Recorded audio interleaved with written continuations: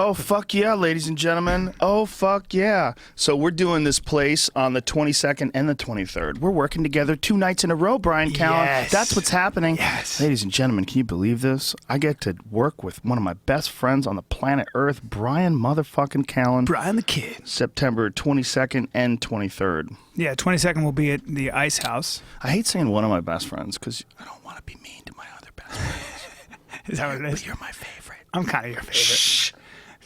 Shh, guys. At the end of What the the day. fuck, Joe Rogan? At the end of the Where day. am I? Oh Where do my I fit God. in your fucking program? My number 3, cocksucker?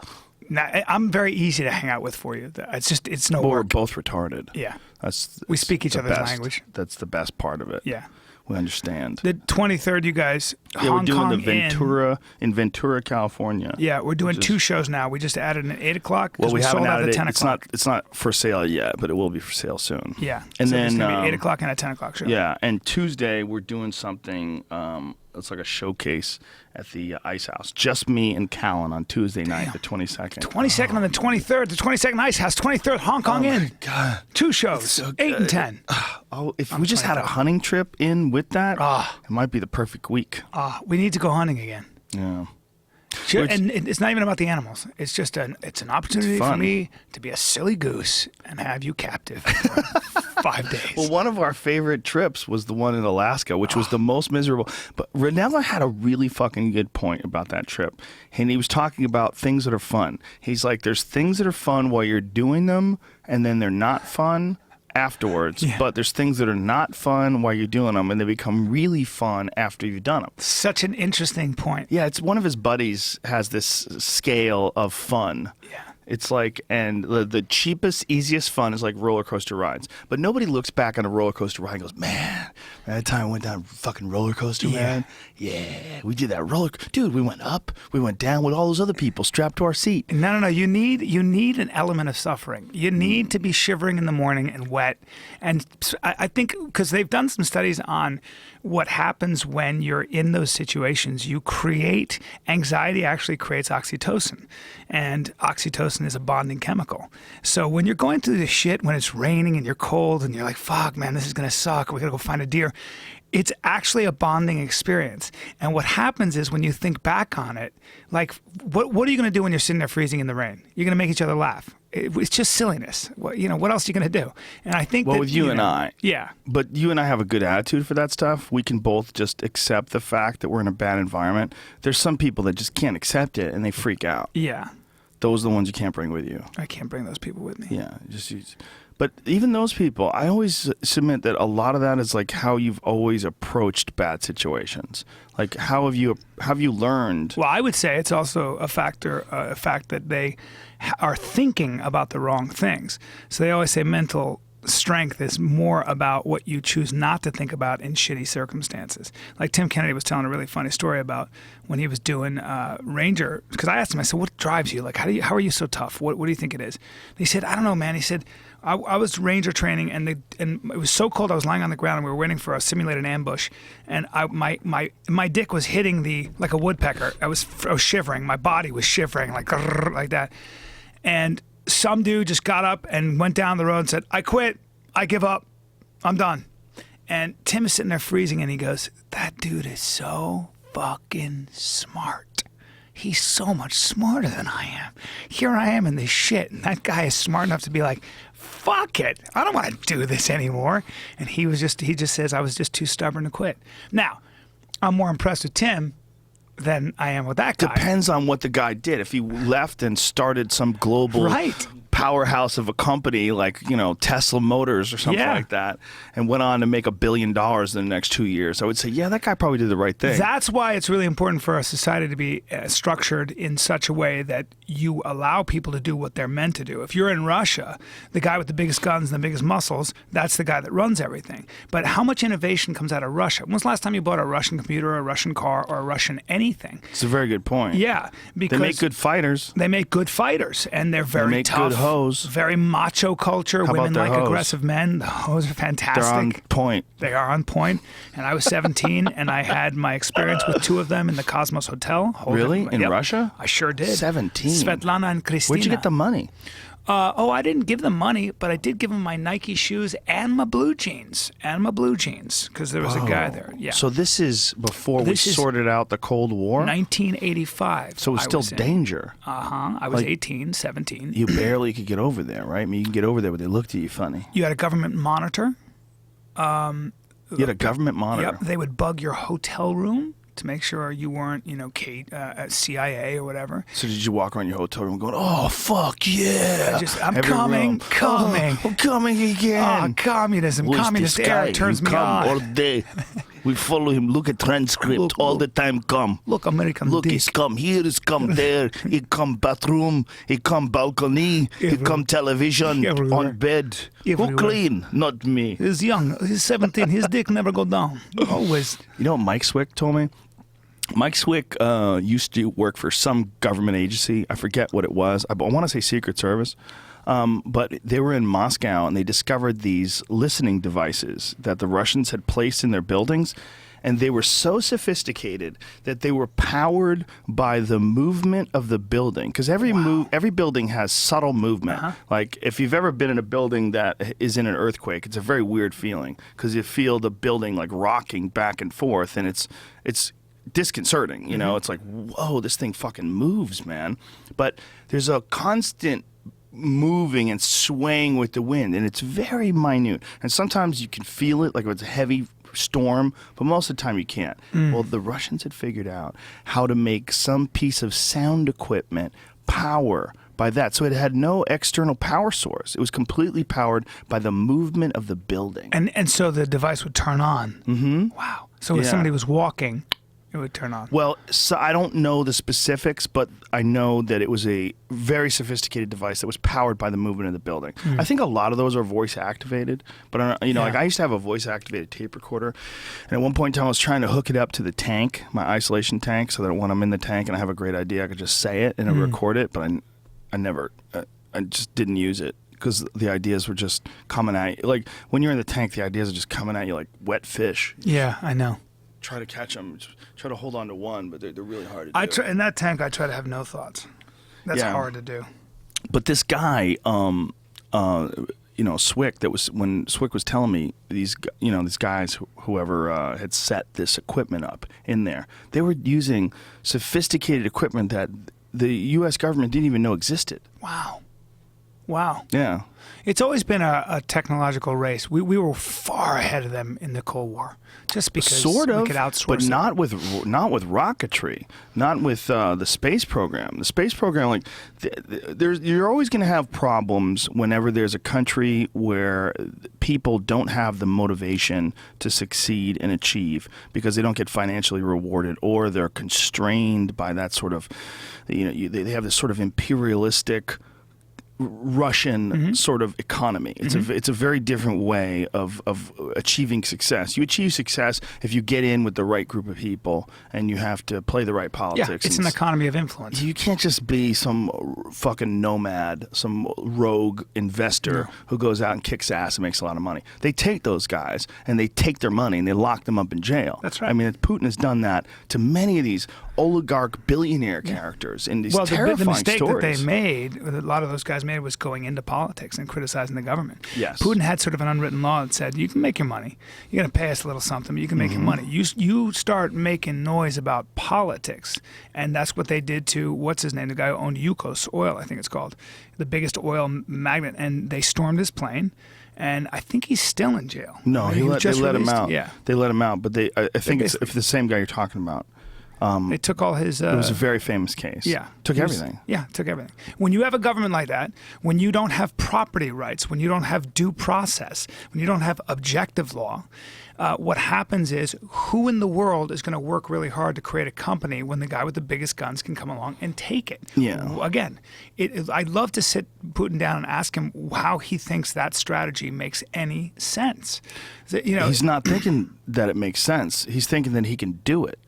Yeah, it's a very short-sighted thing that ironically makes your country way weaker. It lowers your your life expectancy and everything. Russia's a one crop economy, oil, and now that oil's at $40 a barrel when it was at 100, they're having a major crisis. Do you think that is a part of the U.S. strategy to fuck with them? Absolutely not. No. Absolutely not. So you don't think the U.S. government has any control whatsoever on the amount of the price of oil? Absolutely not. I Is mean, it possible? Russia's biggest problem is that their history has either given rise to czars, kings, or a different kind of czar, which is the communist dictator. You know, the Russians are a very industrious people, and you know, you wonder what they would be capable of doing if they lived in a society where the incentive structure rewarded you for your work and your ingenuity. Right. But unfortunately, they have always lived under some kind of an autocracy, some kind of oligarchy. It's never been different. I mean, Putin is essentially a czar, and he has his small group of people around him. So I believe that it has nothing to do with the United States. In fact, it has everything to do with a philosophy. That's not what I meant, though, honestly. Yeah. I agree with you on all that, but what I meant is the price of oil. Do you think it's manipulated to fuck with events? I don't think it's possible. Oil is a worldwide economy, a commodity. And so when it's traded on the worldwide commodity, nobody's controlling oil. Oil is out there and traded. Right. How does it go? Do you know how it goes up and down? Like when oil goes from $40 a barrel, $100 a barrel, how does it do that? I don't know the intricacies of that, but I do know that one of the reasons it went from $100 to $40 a barrel was fracking in this country, where we had our own access to massive oil shales. Yeah, that's a big deal. It's That's incredible. It's changed everything. And all of a sudden we're no longer dependent on Russian oil. Other people aren't as dependent on Russian oil. They can buy our oil for cheaper. Or there's just a glut. There's just more oil. And when there's more oil being traded on the world stage, the price will come down. There is not a scarcity of oil. I mean, in fact, oil now in 2015, I think, is now. The price of gas is ridiculously cheap because nobody expected this kind of technology to create that much oil that quickly. Fracking though seems like, no matter what anybody says, I mean, there's going to be debate. Anytime there's anything controversial, anytime that there's any sort of environmental risk with something like that, it's hard to separate the facts from the noise. Yes. But it seems without a doubt that some areas are getting contaminated. It seems without a doubt that some rivers are getting polluted, some well systems are getting fucked up. That movie Gasland got criticized for some inaccuracies, but they couldn't criticize all of it. You know, there's some undeniable aspects to fracking. And there's also some undeniable the aspects to any kind of energy technology, because the fact of the matter is civilization and feeding the civilization an energy source is going to be, at this point, polluting. And I think the way out of it is a lot of people favor legislation, and I think there might be a place for legislation, of course. But I think what's really going to get us out of that kind of an issue as technology is just create more incentives. I don't care if it's through the government or government grants or private enterprise. Create incentives for smart people to come up with clean technology, and that's what we're doing.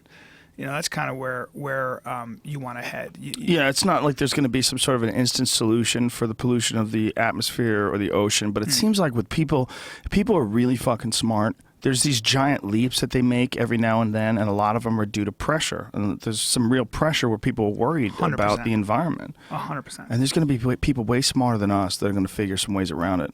Like, did you hear about that 19-year-old kid came up with a device to clean all the plastic out of the ocean? No. Yeah, he won some prize for it. Jamie, see if you can find that.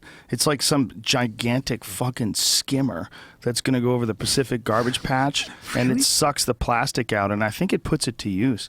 See, the thing about like plastic is if you could actually get it out of the ocean, it's valuable. It has a value. Well, there's more. What is it? They did something. There's an island of plastic the size of the continental United States or something. It's not crazy. quite that big, but it's like it's not necessarily an island either. Like I've described it as an island, and people have corrected me. What it is like soup. Yes. It's like there's where the wind. Tiny pieces. Yeah, they're very small. They're very small, and that's where the tide has. There's areas where there's like the currents.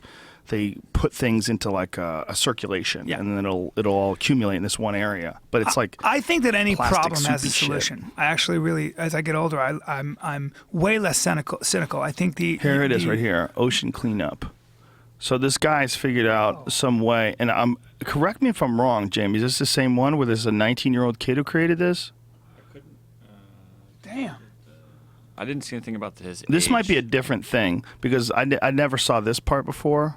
I re-googled the story from like 2013 when it was going around. I just researched the new name to find up some updated stories on it. Oh, so this is the update? Yeah, this is their actual website. The largest cleanup in history. So they're gonna create some gigantic, huge machine. It's probably gonna create a lot of jobs, and they're gonna suck all that fucking plastic out of the ocean. The real problem too is not just the plastic in the ocean, but overfishing.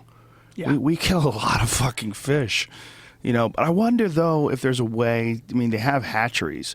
I wonder if there's a way for us to create hatcheries that release fish into the wild, because we have hatcheries that release salmon. We do it with salmon, and we do it with trout. You know, there's places where you fish for trout, and the fish all come from hatcheries, and they stock the fish. Well, the problem is the dead zones, the ecological dead zones in the bottom of the ocean, where the trawlers, where they drag for shellfish and stuff. They drag these giant sort of claws that collect everything the size of semis, and they just do that through. And there are areas in the Atlantic that are massive dead zones. There's some crazy amount, like areas the size of Western Europe that are literally dead zones. Yeah, there's no fucking plants growing down there. There's no oxygen. Yeah, coral gets devastated. Yeah, but I had linguine with clams last night. It was delicious. I'm not going to go pick those fucking clams. Who's going to get me clams? We'll figure the it kid out. that did it, it's him. Look at It's this. the same kid. Boyan Same Slat's guy. his name. What a cool name, Boyan Slat. Yeah, he sounds like a wizard. He's a Dutch entrepreneur. Dutch. High as fuck, guaranteed. Entrepreneur and inventor. This is a guy to get on the podcast now before he becomes too big. Wow. You need to find him. Find him, Jamie. Make a note. Make a mental note. Call Matt Staggs. Find this young man. We'll fly him out from Holland. Tell him we have weed. Let him know. He's only 19. We could corrupt him. Take him around Brian Redband's girls. Exactly. Just bring That's him to, kryptonite for any bring him genius. to dirty places.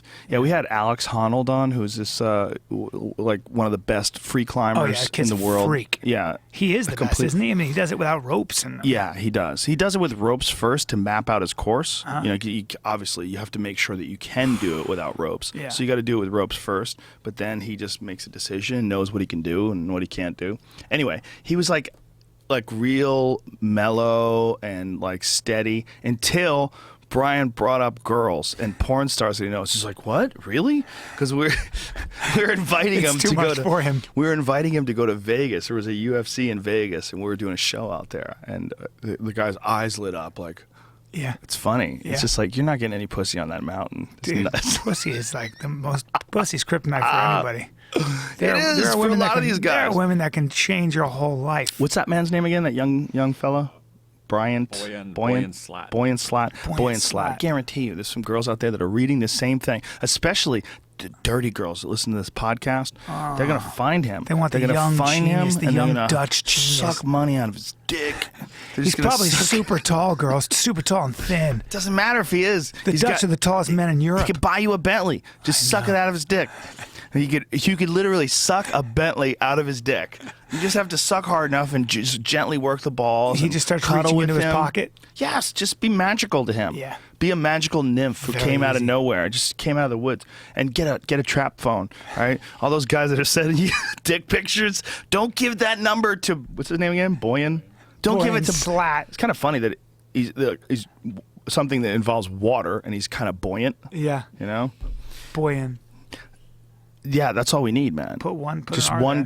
girl with an iPhone with no contacts on it. Yeah. She's only getting messages And then from extort Boyan. him for money. Hide I her. wish she could just leave that phone laying around. Never has to worry about getting in trouble because it's just dicks, vibrating dicks. Get some Russian gal that maybe you met when you were 17 and stole your sneakers. Ooh. Get her to Yeah. find Boyan.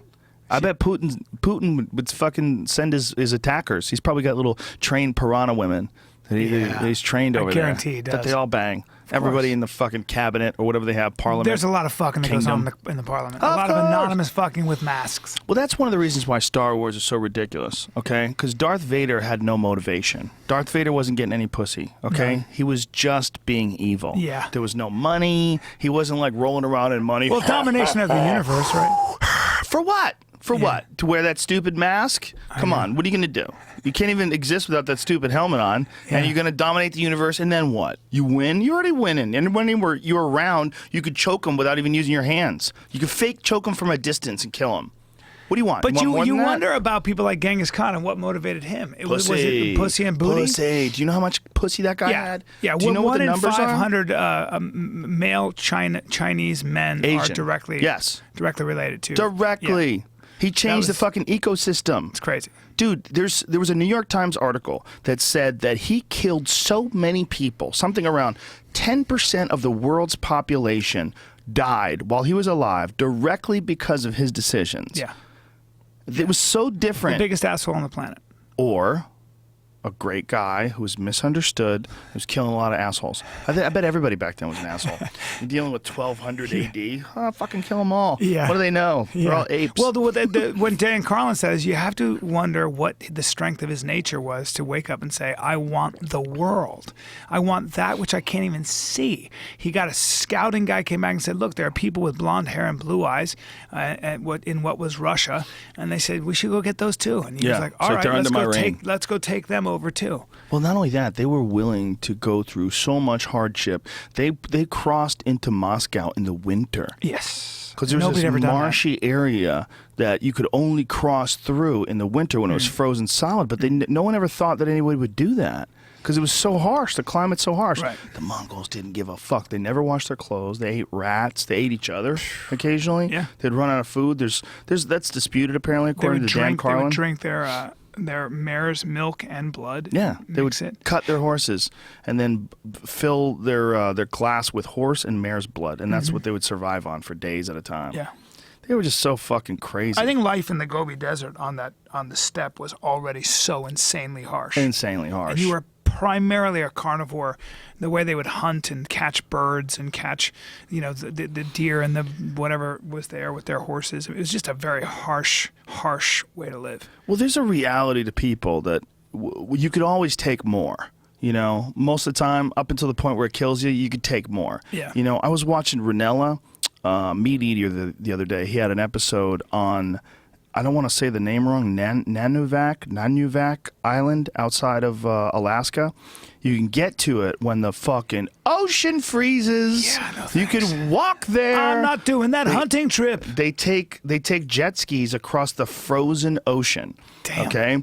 And these people are out there and they hunt for this thing called a muskox, which is this enormous beast of an animal, which I may go hunting in Greenland with Cam Haynes, who might do an archery muskox hunt, because apparently you can hunt them in the dry green. You don't have to be an asshole and be out there in the middle of the fucking snow. My dentist almost died hunting from muskox. They apparently taste delicious. Yeah. They taste like ribeye steak. It's like a just incredibly delicious, a lot of fat. Big fat animal because they're just constantly eating to try to keep fat on to keep them warm. Yeah. And they're ridiculously cool looking, and there's a lot of them. So are there a it's lot of them? Yeah, in Greenland apparently there are. Wow. Yeah. They thrive more. So you can go hunting for them in the grass where it's not that cold. Exactly. Yeah. Where you're doing it in the Arctic, if you're doing it in Alaska, you're hunting for them on these frozen tundras. It's crazy to watch. Sam Sheridan was telling me that they went to rescue, I think they were hunting muskox, but they went to rescue these guys who had been out on a hunt,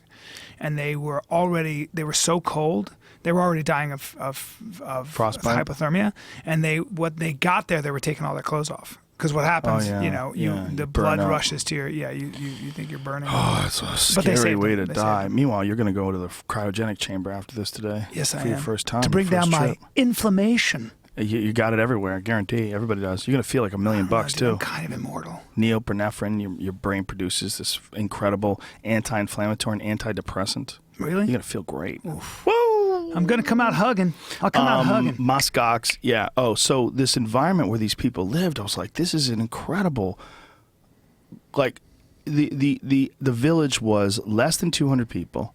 And, it's just nothing but white. You look around, it's just frozen, everything. The ground is flat and white and goes on for as far as the eye can see. God. And these people are living there, man. And they had the little kids, and their kids were living there, and they were all bundled up except their faces. They're like, and Renell's like, what's your favorite food? He's like, I like to eat seal.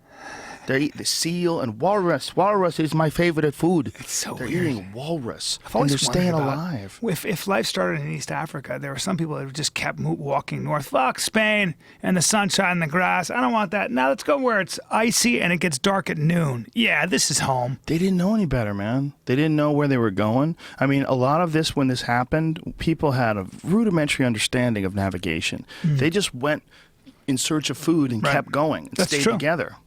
And then wound up here. I mean, nobody would have gone across the fucking Bering Strait if they knew. Right. You know, like Right. They just kept going. They just kept going. Really, everybody should have stayed in Africa. Yeah. But not even. Although the Fertile Crescent was even where you want to be, like Iraq, where Right. numbers started, because you had grasses that grew like barley and millet and wheat, and it was Yeah. easy, just the way, and you could domesticate animals. Well, you know, that's when they first started importing coffee. That's why they call them Arabica Arabica beans, really? Yeah, it all came from Ethiopia, all of it. Yes, I heard that. Yeah, I had the fascinating gentleman on my podcast. What's his name? Peter. Trying to figure his last name. Italian. Find it.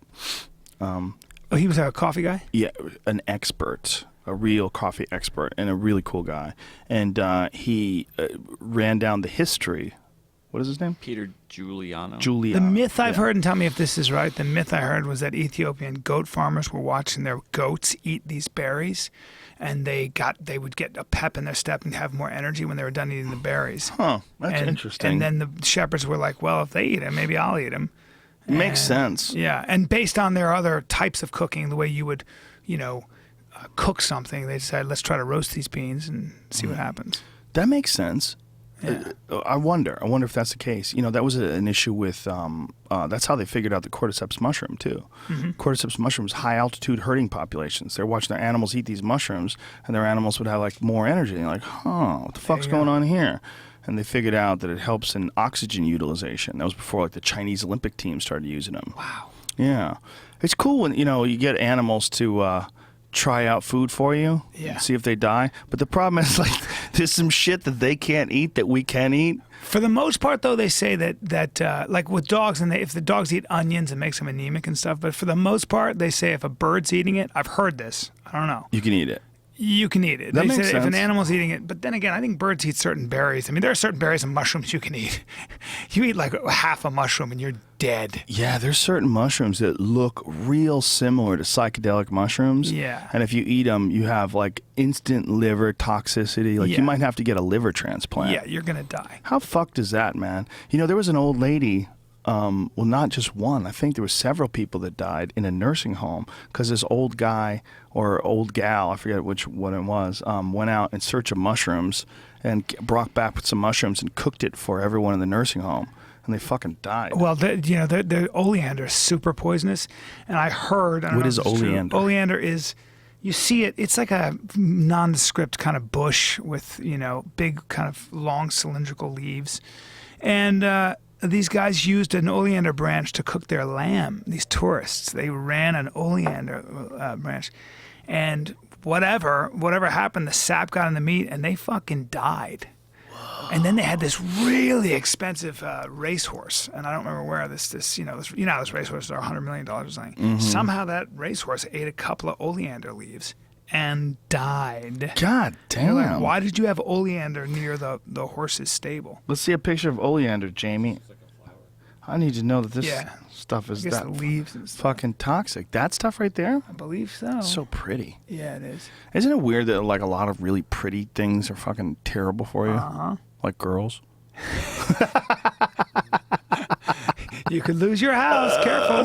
The guys that like are like not used to really hot girls and you see it coming. When the guys who didn't get those girls in high school and college, and then what happens is they get famous and they're 38 and 40 and they're kind of dorky. Or and then rich. They don't have to get famous. And then they date that trophy wife. Whoa. Or they meet a girl in a strip club or whatever it is. You got to be careful. I was at this steakhouse the other night in Beverly Hills, like a very Mastro's? swank place. I don't need to name the place. All right, sorry.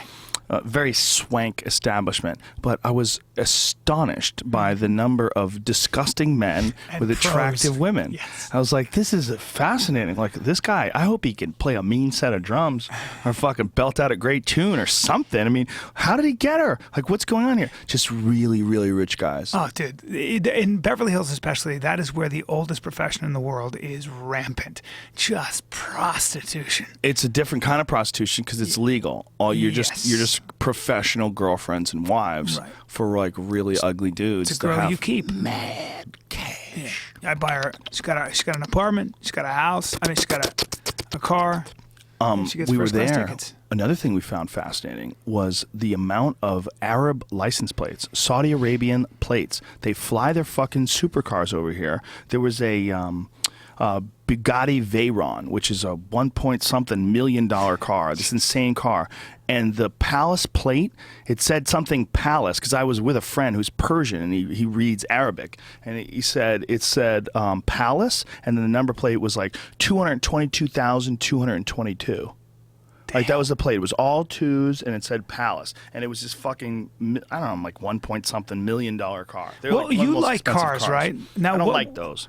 What is that car? What is the Well, point here's of the that? problem with those cars. I mean, they're incredible pieces of technology. I mean, they're Bugatti? undeniable. The speed, the power, the opulence. The interior is gorgeous and beautiful. And like, it's one of those things that Floyd Mayweather drives around in. But what I like is I like cars that are tactile. I don't even necessarily like new cars. I like I'm Something moving that can towards really drive. old. Yeah, I'm moving towards like older and older cars. Like, even my Porsche is the newest car that I have. That's a 2007.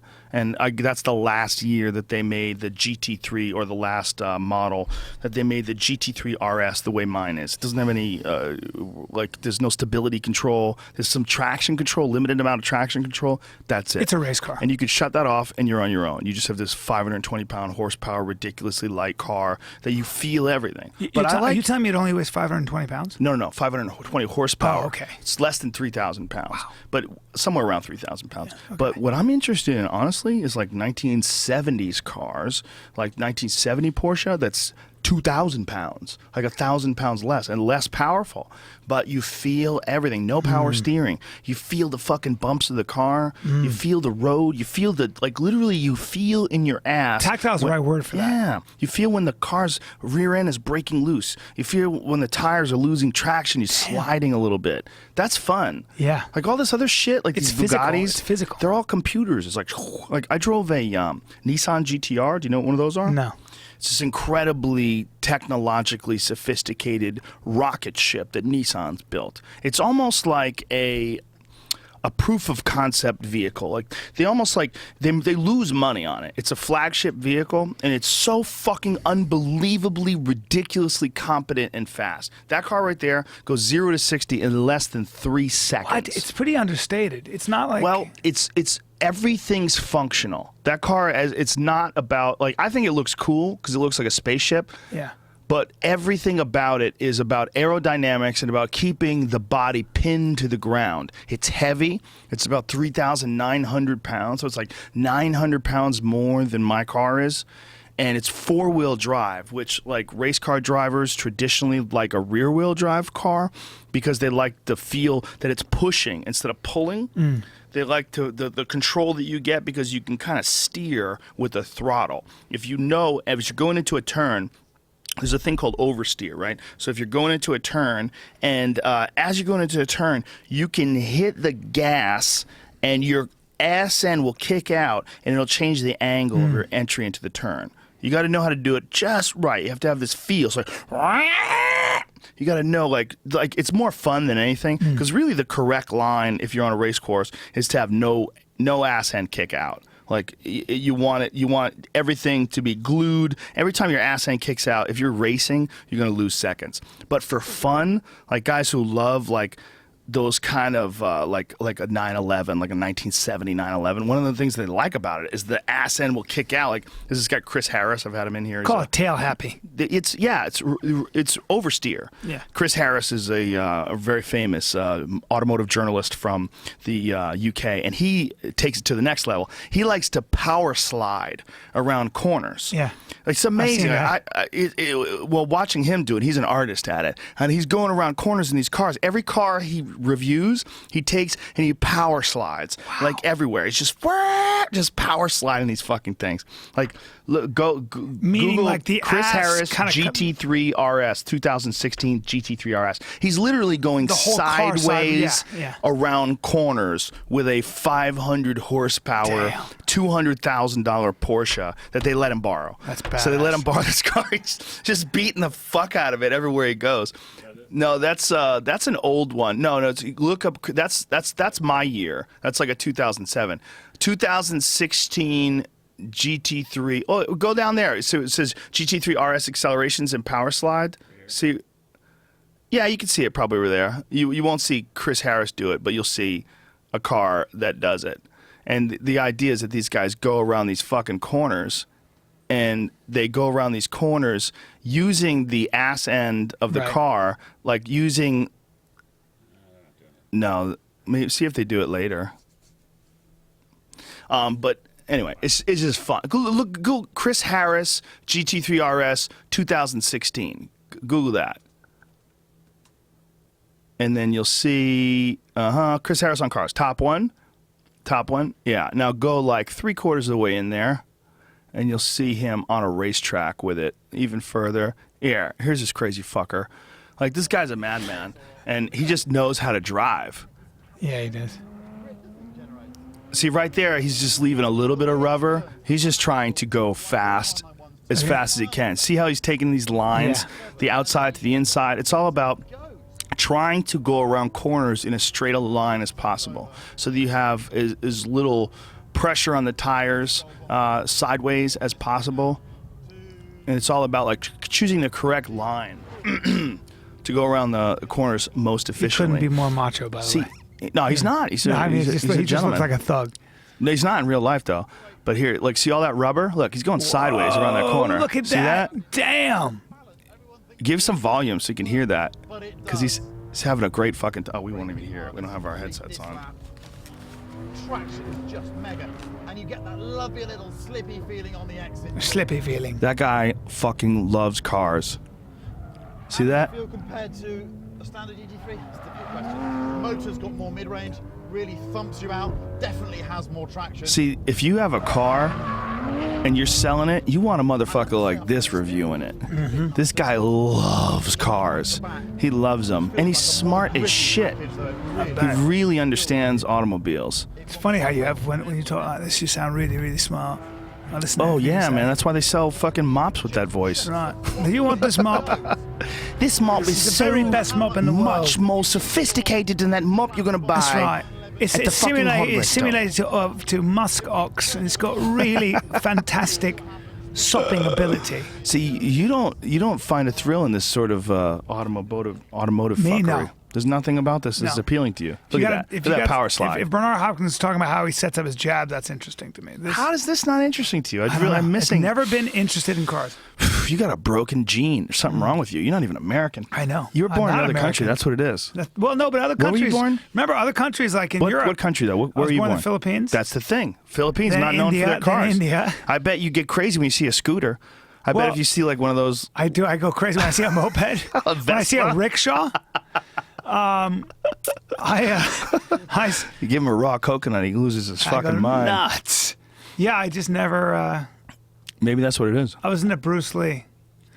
I was always into physical things like that. Although is race car driving a sport? Absolutely. I think so. 100%. Right? It seems like it would be. I mean, you're managing your body as well as managing an automobile. Right. You, without a doubt. Like Formula One's got to be a sport. Well, it's all your own movements. Your movements are dictating the movements of the car. Your movements of the wheel, especially in the old days when they would actually shift with a clutch. Now everything's paddle shifters. Why do you think Formula One is so huge in Europe and everywhere else, and not at all in the United States. Because we got our own NASCAR up in this even bitch, that, son. Is that big? I guess it is. It's huge. If you ever go to the South, yeah, it's huge. You ever go to the radio in like Georgia and they start talking to you about NASCAR and you're like, what? Yeah. Did you see what Dale did last weekend?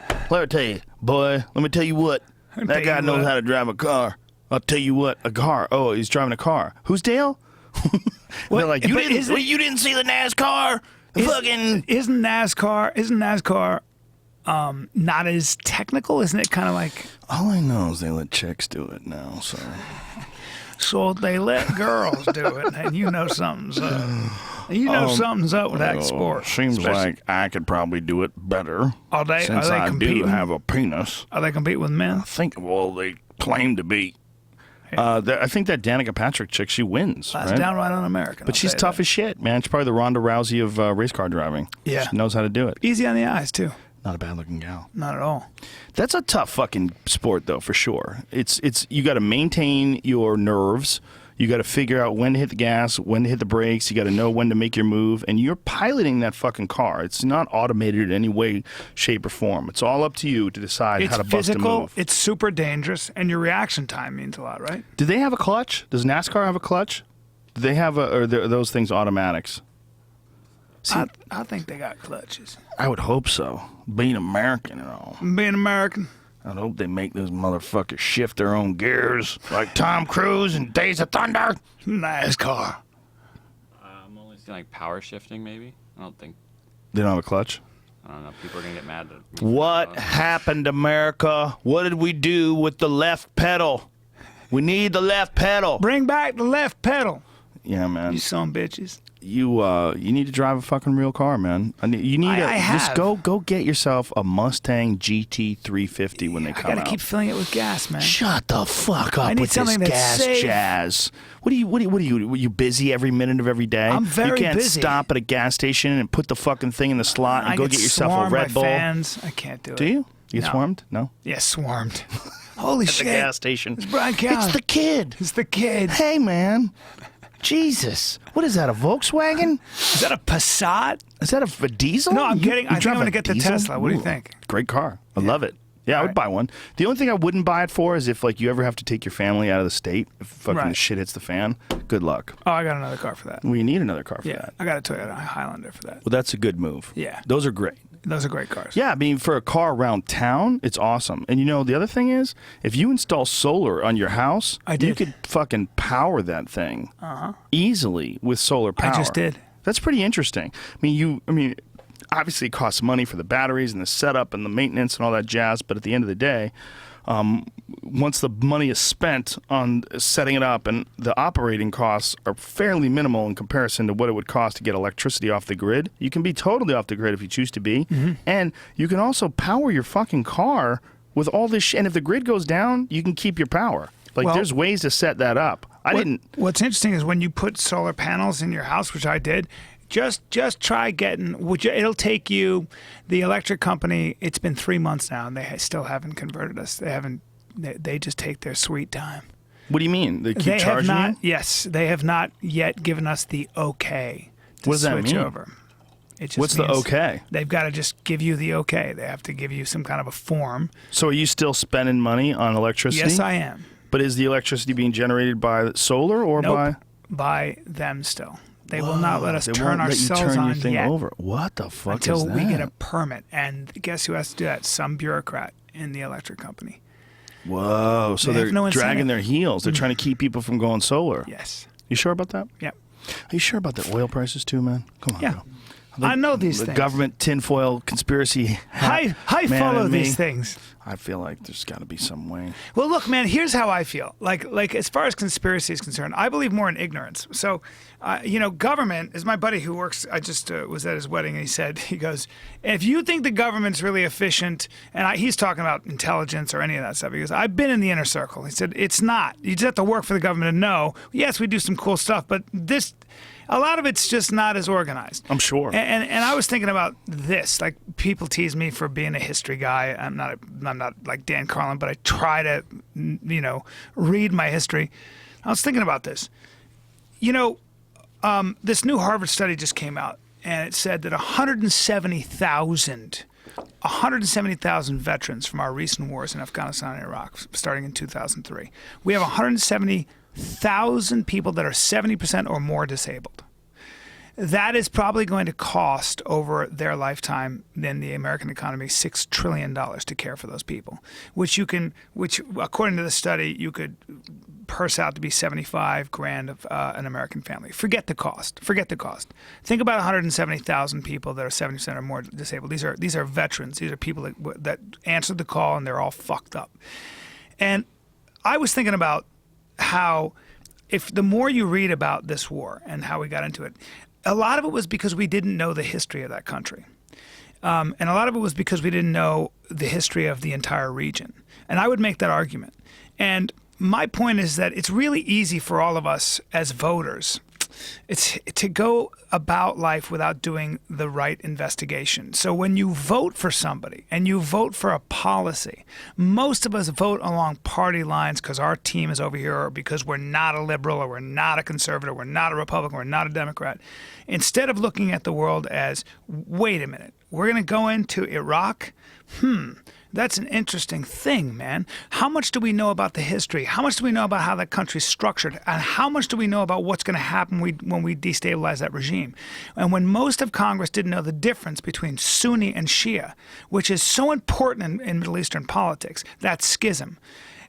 And we're voting in these policies, and I think that we could have avoided some major tragedy. I don't know.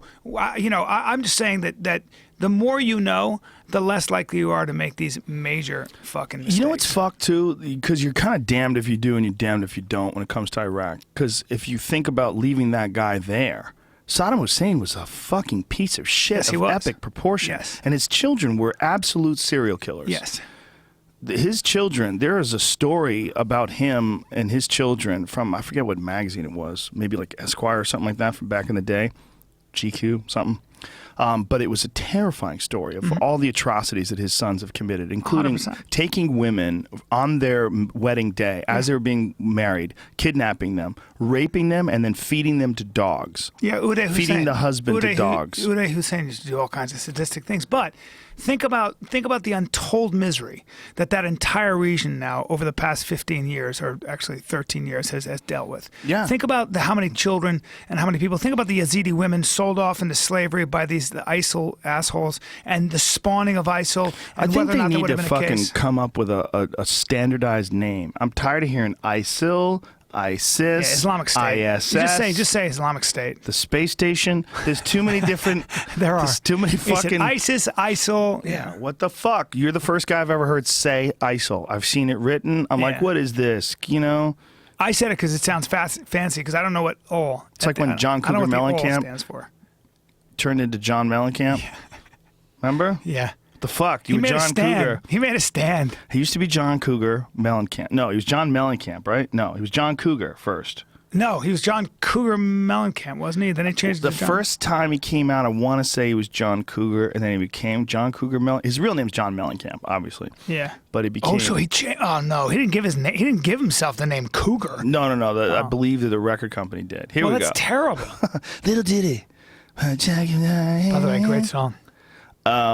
John Cougar titled Miami in Australia. What? Yeah, it's 1979. It's called Miami in Australia?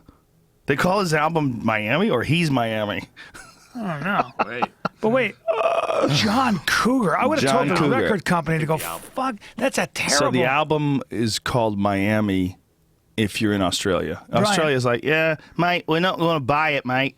Brian This whole Tiger. thing with John Cougar, just John Cougar, it's not good enough. Mate, we need something spicy. Why don't you name it after Miami? Change your name to Joe Panther. We've seen girls from Miami. They have big asses. We like that.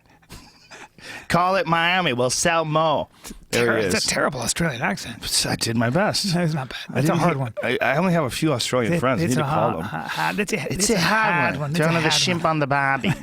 Oh, by the way, my second show for Melbourne is almost sold out. So Good if Lord. you're thinking about going, you fucks, you better act now. First one sold out. Selling Second out one's over oceans. very close to selling out. Jesus, you're To famous. I haven't been to Melbourne.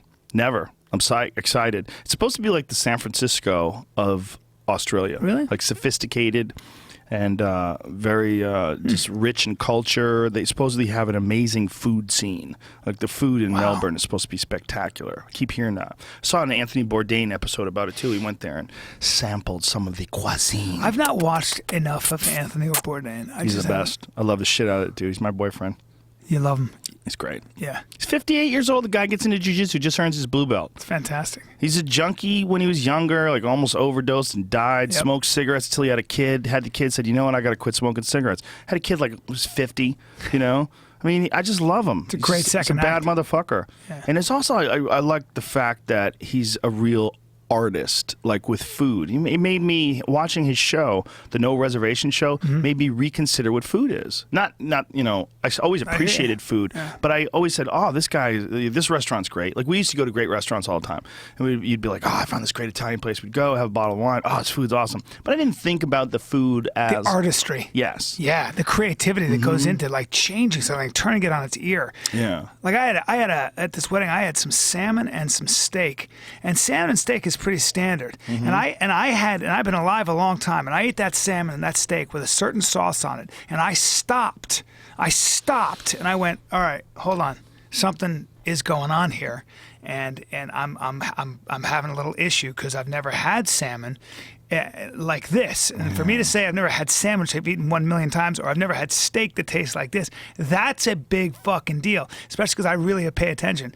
And I ran down there and I saw this cook with a ponytail, kind of a skinny dude, and I was like, what are you doing?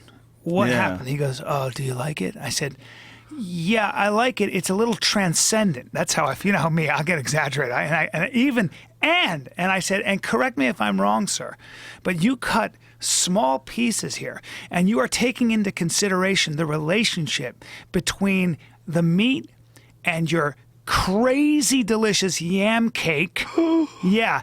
And this sauce that looks like it was made in heaven. I've never seen green that you kind of spill just so. It looked like they have like it looked like a fucking green pond that I could drink from. Meanwhile, he looks at me, he goes, yes, he said, relationship is very important, and as is proportion. Most people think they need to create a big piece, but the minute you see it, I go, I finished the sentence. I go, I want more. He goes, exactly. Here's why he's wrong. Because he's never had barbecue in Texas. If he did, he would want to eat until his fucking body wanted to explode. Oh, God. And I had a bunch of fixins. I went to this place called Black's. It was outside of Austin. Fixins. It is the oldest barbecue place in Texas. I put a picture of it up on my Instagram of the food.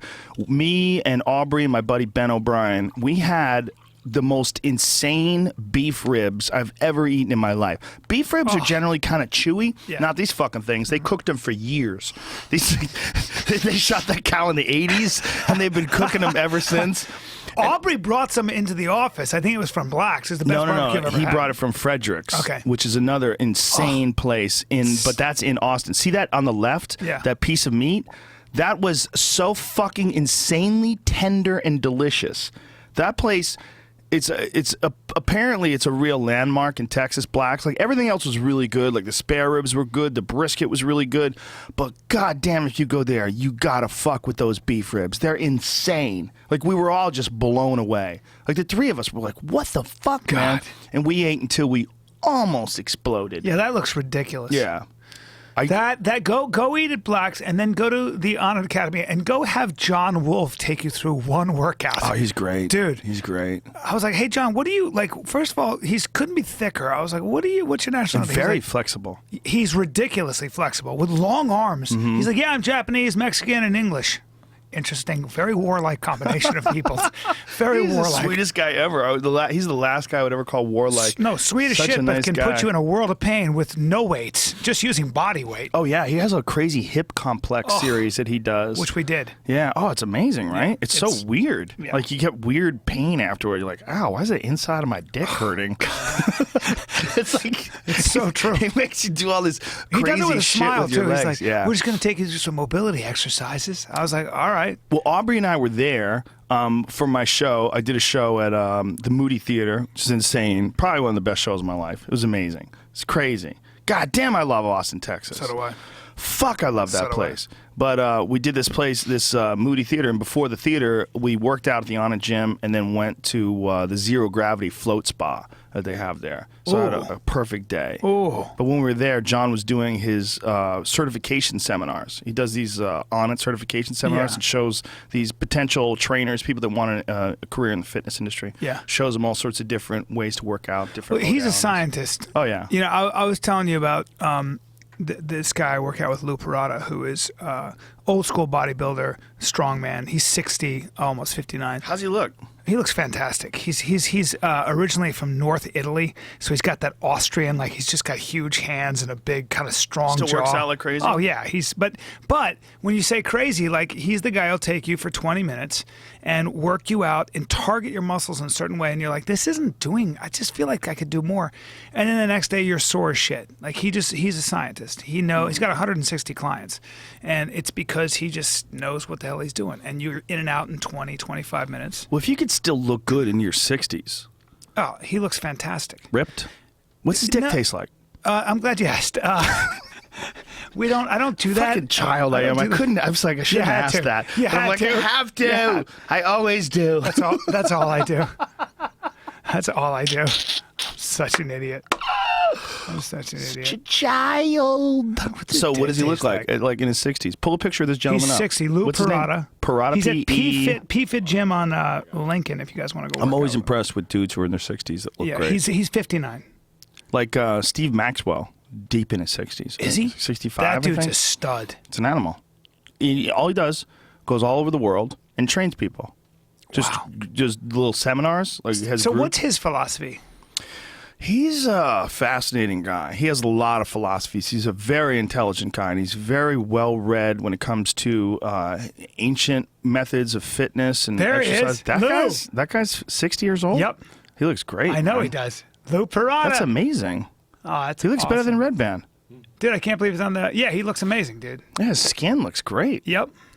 He eats a lot of fruits and vegetables, some meat. He's working on that posture, though. And- What's up with that neck forward thing he's got I don't going know. on there? Straighten up, fella. He's been working out his whole life, and Straighten he knows up. more about shit. He can do shit to you. And by the way, that's exactly what he looks like right now.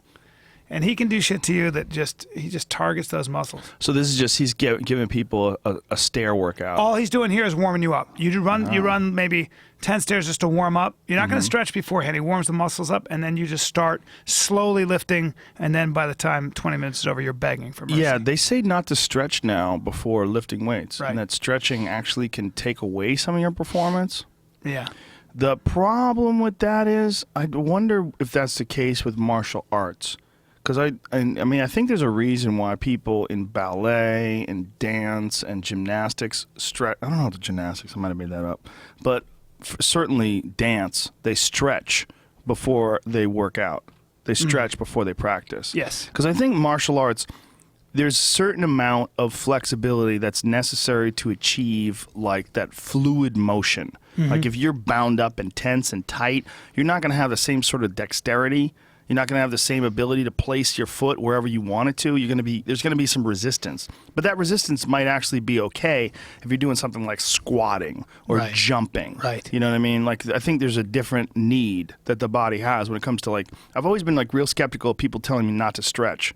You know, There's they a say- way to stretch, I think, and I do agree. I think it depends on the kind of movement you're doing and stuff. But they say the first thing you want to do is warm the muscle up, but also overstretching. Like a lot of yoga people develop arthritic conditions because the tendons are genetically, you either have longer tendons or shorter tendons. So in other words, like a hinge of a door. Some people can only open their door this much. Other people can open their door all the way. Like you're really flexible. And so when people overstretch those tendons, what happens is if the tendon is shorter and you're trying to make it longer, what will happen is the joint will start to compromise and you'll pull more of the joint apart. Therefore, you get water or air into that joint, which apparently is what creates an arthritic condition. So when you're constantly expanding and not doing some contractual work, that's where you run into So it's problems. like yoga people that are not lifting weights as well. Is that what it is? Yeah, if you're stretching too much, and it does weaken the muscle when you're stretching cold, when you're cold and you're stretching, and then you go and play soccer, a lot of girls, especially, were tearing their ACL. And then when they had them start changing the way they trained, more weightlifting, more warming the muscle up beforehand, that's how they were avoiding more of those ACL tears. That's fascinating. Yeah. It's God, interesting so how much. they learn. You do. Thank you. You're Keep so going. impressive. Keep going. It's interesting how they learn too. It's like they almost have to like watch people fuck up and go, what's he doing wrong? Like, why is he getting injured? You know, one of the things That's Maxwell. kind of how I feel about everything in life. Sure. Like the next time we go into a war, like I was talking about, I hope that we learn and we go, what's the history of the region? I mean, you learn by mistakes. You learn the hard way. Well, you should listen to Dan Carlin's series on World War I. Have you heard it yet? I have, and I remember loved when it. he was talking about the difference between the World War I and the previous wars, and that like this, they had all these ideas about war, chivalry, honor, standing up in the all fire. that shit went away. I had no, well, because with a machine gun, you all die. Yeah. Well, not only that, they started introducing things like Bombs and gas. Yeah, Fritz Haber. Well, Fritz Haber was a fascinating character. Yeah, because you know that the Fritz most Haber, fascinating. Yeah, because he figured out a way to take nitrogen out of the air, create ammonia. This is from Radiolab, and that ammonia is what they think that half the population of the world today has Fritz Haber nitrogen in their bloodstream. The reason we can feed 7 billion people and soon 10 billion is primarily because of the process Fritz Haber invented, which is getting nitrogen out of the air and into the soil, which is how you create fertilizer. Problem is, it's also how you create explosives and poison gas. Well, he was the first one to figure that out, how to use poison gas on troops. Chlorine gas. So while he was being awarded a Nobel Prize of Science for creating the Haber method, he was also being wanted for war crimes by the United States by gassing people. Yes. And the way they died, apparently, if you listen to the Radiolab Horrifying. podcast, they drown in their own phlegm. Well, how about what they do, how they end it, which is he created an insecticide called Zyklon A, which is an insecticide, and the reason it has Zyklon A is because it has a certain smell to it. You put a scent in it, so you know when it's in the air to avoid that area. The way they do with gasoline. Gasoline doesn't have that scent. They put that scent in there. That's an artificial scent, so you know if there's a gas leak. And the same with Zyklon A. When the Nazis were figuring out what to do with their quote-unquote Jewish problem, and they talked about the final solution, they said, let's use this Zyklon A and take the scent out. It'll be Zyklon B. And the irony is Fritz Haber, who was a secular Jew, who was a patriot, a German patriot, who figured out a way to feed half the world, his technology ended up killing his extended family and his friends. It's kind of crazy, man. He actually wound up leaving Germany, and he was ostracized by the rest of the world. It's a fascinating podcast. It's called The Bad Podcast. Yeah. It's one of the Radiolab ones that is amazing. There's a great one that got out now about elements, about this woman who was going crazy, and lithium was the only thing that she's bipolar. Wow. Lithium brings her way back to normal. Well, lithium is just an element. Is it? It's a salt, apparently. I didn't know that. I thought lithium was like some sort of chemical. You need to listen to it. Did you listen to CRISPR? But this lithium thing that she's taking is killing her. It's killing her. It's causing her kidneys to fail. Wow. So she has to get off the lithium. And so they're talking to her while this is going on. In the podcast, she's saying, like, this is so complicated for me because there's one thing that's killing me, but it's also allowing me to be me. Really, really fascinating. God damn. Yeah, CRISPR, we've talked about it a few times on this podcast, the ability to manipulate genes. And this is the beginning. CRISPR, if you've never heard that one, that's another great one. Radiolab is the shit. It's a fucking amazing podcast. It really is. So interesting, you know? So many fascinating subjects they cover. What would you do if they could manipulate your genes? What do you want different? It's going to be a real problem when people do it, because there's going to be no regular people left. I think we're looking at life now as, if you go back to the early forms of life that were on this planet, just single-celled organisms turned into multi-celled organisms. They evolved from random mutations and natural selection, all the different various factors that cause a person to come out of the primordial slime that we originated from. if you look at what we are now, we look at all that as like this is like how it progresses, you know. This is how a dinosaur turns into a bird, and this is, we can see these are the early you're speaking primates. about evolution, and Yeah. you know most of the Republican candidates don't want to talk about that. This is crazy. If you look at all that stuff, we look at this timeline. It's this long, slow, crazy timeline. It's really difficult to trace for the average human mind. You know, you look at a primate and you look at a human, you go, well, human used to be something like that a long time ago. What? Fuck. And, you know, and you see pictures of cave people, we kind of get it, but that's 60,000 years ago. We say, well, now 100,000 years ago, a million years ago, whatever the fuck it was. It seems so long. It's hard. It doesn't really register. It's like when someone says $1 trillion, like, okay, 1 trillion years. I don't get it. Right. You know, it's going to happen like that.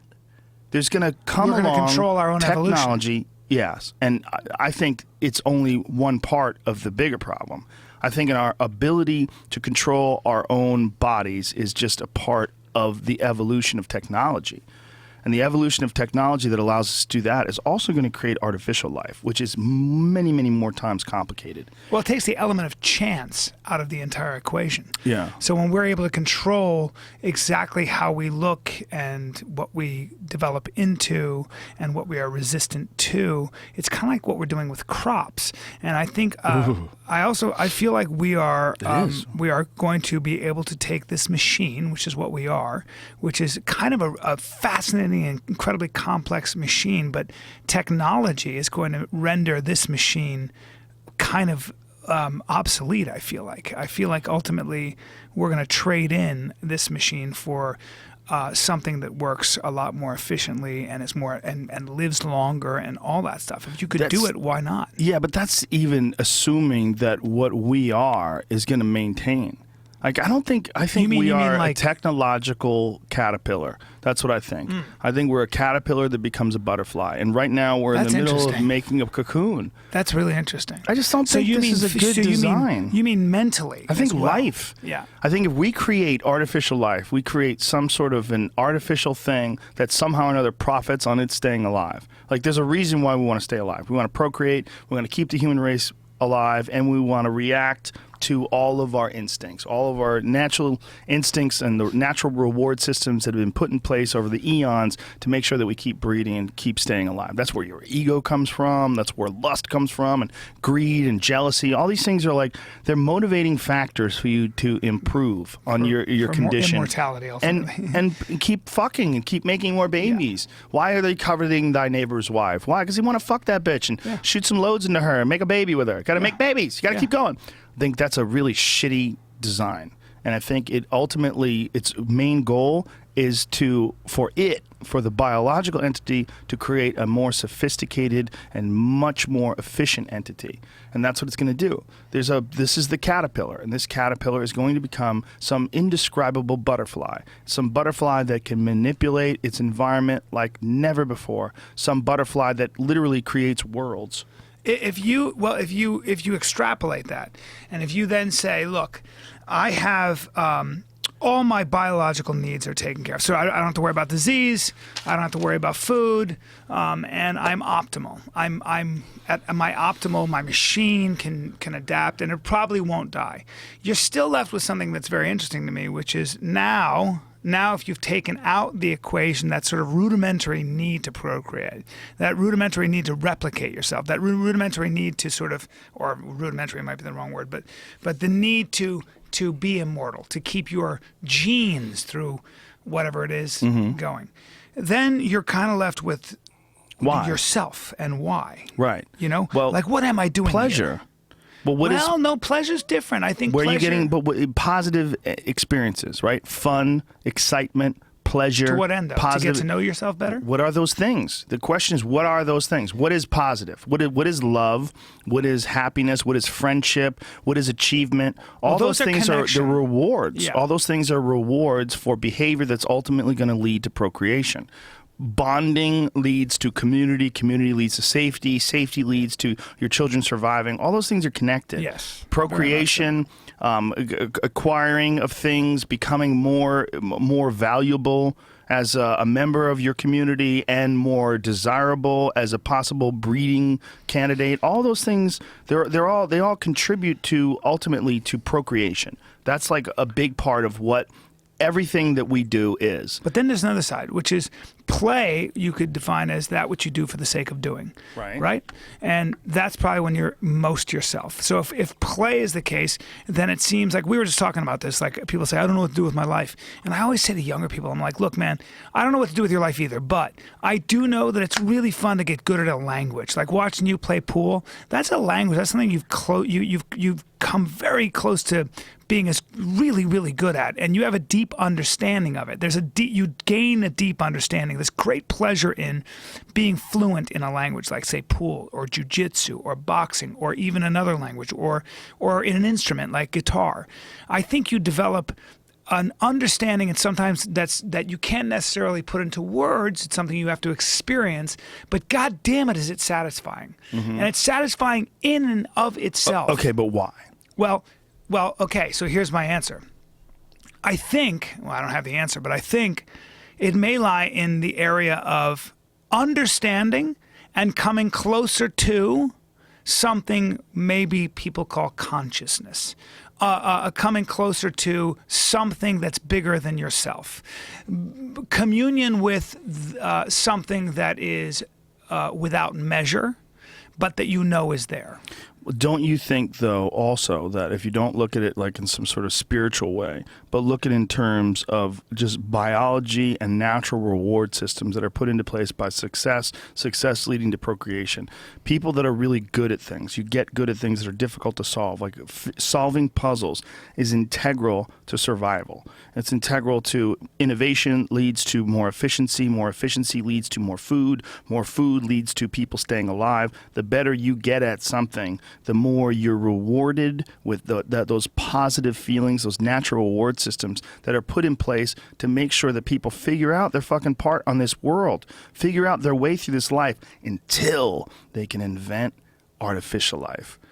Get them hooked on material possessions. Get them hooked on this idea of getting the newest, greatest, latest shit. Get them hooked on technology. You need a watch that you can swipe, and you need all these different new crazy things. And the more these things get fueled, the more the technology grows. The more the technology grows, the more the inevitability of an artificial life form exists. Okay, but here's what I'm so blown away right now. Me too, man. But here, take your pants off for a second. I came already. Oh boy. Shit. Here's where trip. Sorry. I'm 48 trip. No shots. Here's what I think though. So when you talk about technology, most of us are talking about a tool you can use for the here and now. And that technology allows you to speak to people more clearly and faster and get places faster and all that stuff. They're all tools. But then there's another side to fucking reality that I'm fascinated with. And I don't know why it's there. But there's something that goes beyond experience. There's a reality that is beyond experience. And you know what I mean by that? I'll tell you. The number infinity is not something we'll ever see, but it's something we imagine and something we use in mathematics. Negative numbers, negative integers and things are mathematical constructs that you can't actually see and don't have material measurement necessarily, but they are theoretical and we use them and benefit from it. Here's another great example. The mathematician in 1860 who spends his whole life thinking of some weird mathematical equation. It's got no bearing on the material world whatsoever until 150 years later, and now we're using it to measure the difference between fucking, the crater on Mars and how it relates to things like that. And I just think that sometimes whatever human beings have an imagination, it's put there. The imagination is put there somewhere. And I'm not getting into this mystical stuff. I'm just saying I am curious to know why we have what separates us from animals is potential, is anything we can imagine seems to be within our reach in terms of reality. And I Eventually. think, yes, and I think that nostalgia, that need to go physically further than we've ever gone before, and mentally further than we've ever gone before. There's no limit to human potential. There seems to be zero limit to human potential, to the point where we will render ourselves, our very biology, and even our mental paradigms obsolete, where we will achieve immortality. But wait a minute. Will we be we then?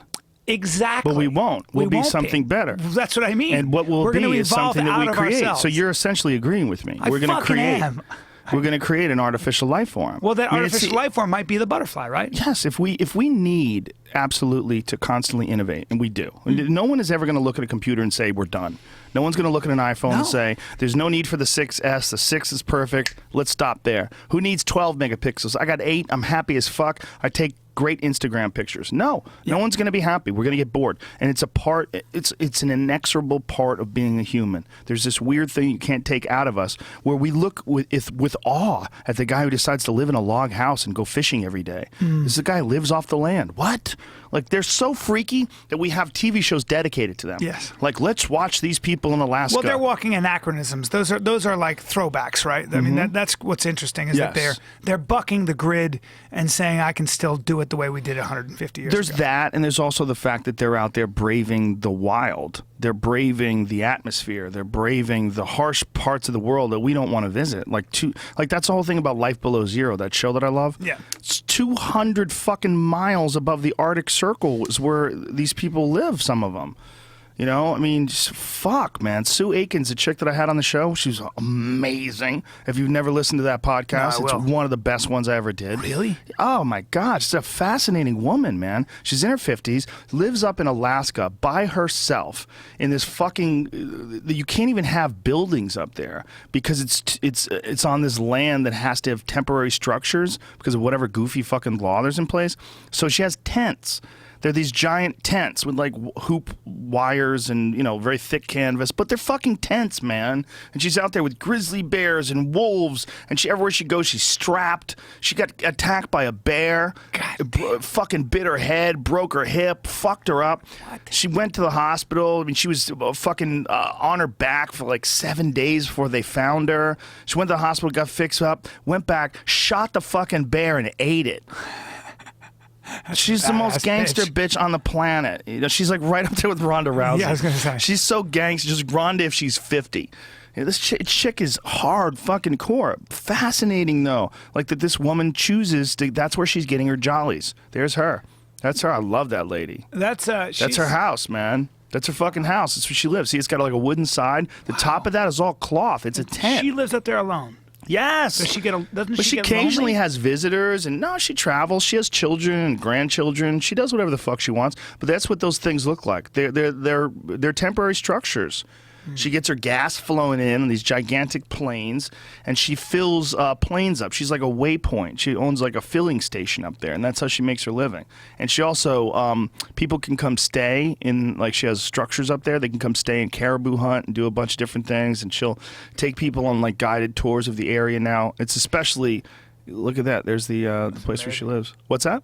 It's amazing. Oh, it's so amazing. She's incredible. But she's not just dealing with the environment. She's dealing with the animals. She's dealing with mortality. And, you know, she lives a subsistence lifestyle up there. Most of what she gets, either she gets flown in or she shoots it and eats it. Go scroll back up to the top. There was who are those people there? She loves it too, huh? Oh, yeah. See, she provides, like, this says hunting and fishing. Elk? No, those are caribou. Those are caribou antlers. They have these crazy antlers. Those are actually delicious. Reindeer. I mean, that's what a reindeer is. Dude. It's the relative of the reindeer, like pretty similar. So Kavik, where she's at, she has these hunting camps that come up there because these people, see, you have self-guided camps. The caribou are up there, and they go by every year. There's like a time where they go up there. It's like August or some shit. And during that time, that's when they fly people up there and they go caribou hunting. But they'll walk by in these massive herds, hundreds and hundreds of caribou sometimes. And you just lay down, you pick one, and you shoot it. and you eat it, and you get hundreds of pounds of the most delicious meat you'll ever eat in your life. That's a moose, actually. That moose. Yeah, that's a different animal. Yeah. But that's a moose too. But the other one were caribou, and they're unbelievably delicious too.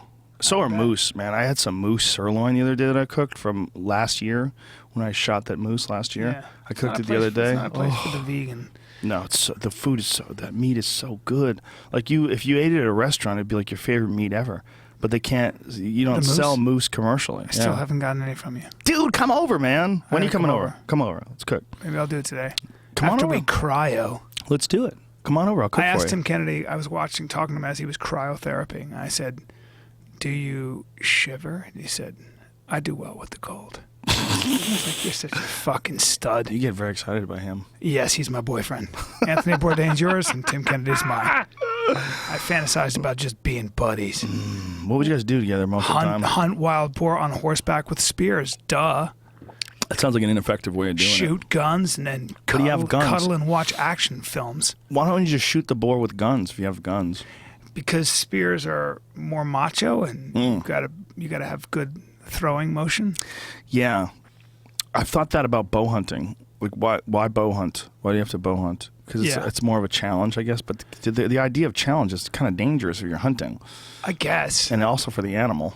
A lot of wounded. I've been watching a lot of hunting shows where they show wounded animals with do you think hunting. you get tired of? Do you think like once the mystery of something goes away, you want to move on? Like, what is it about archery? Oh, archery is a great discipline. I love archery as a discipline. Yeah. It's a fun thing to do. Like just shooting targets. Come on over to the house, man. We'll fucking shoot some targets today. I'll have to get one of my little girl bows out for you to use. But I know I need the 60-pound. The 90's too hard for me. I don't use the 90 anymore. I use a 70. I think I could pull back a 70, couldn't I? You might struggle. You had a hard time with the 80 last time. Yeah. But it's hard, man. It's also something you shouldn't start out with. You should start out with like a 40 just or 50. To get used to that. Yeah, just get used to the motion and also get used to the fundamentals of archery. You don't want to be struggling with the bow while you're learning how to do it. I take creatine now. Do you? I do. Makes you bigger? Makes your face fat. I'm a little thicker. I'm carrying water weight, you guys. Makes your face puffy. I look like I'm on my period. But it's just a fun thing to do, like lining up the target, keeping everything straight. And there's something that when you are doing something that's really difficult, like it's hard to get the arrow to go where you want it to go. It takes a lot of practice. I shoot about 100 arrows a day, every day. I have archery targets all over my yard. I have like 5 of them, 6 of them in one side. I just ordered a giant elk. It hasn't gotten here yet, but it's this fucking huge rubber elk. Sounds like your priorities are where they should be. For me, they are. What do I want to do? What do I want to do? I want a giant. Who's this giant rubber elk for? It's Joe Rogan. Oh, yeah.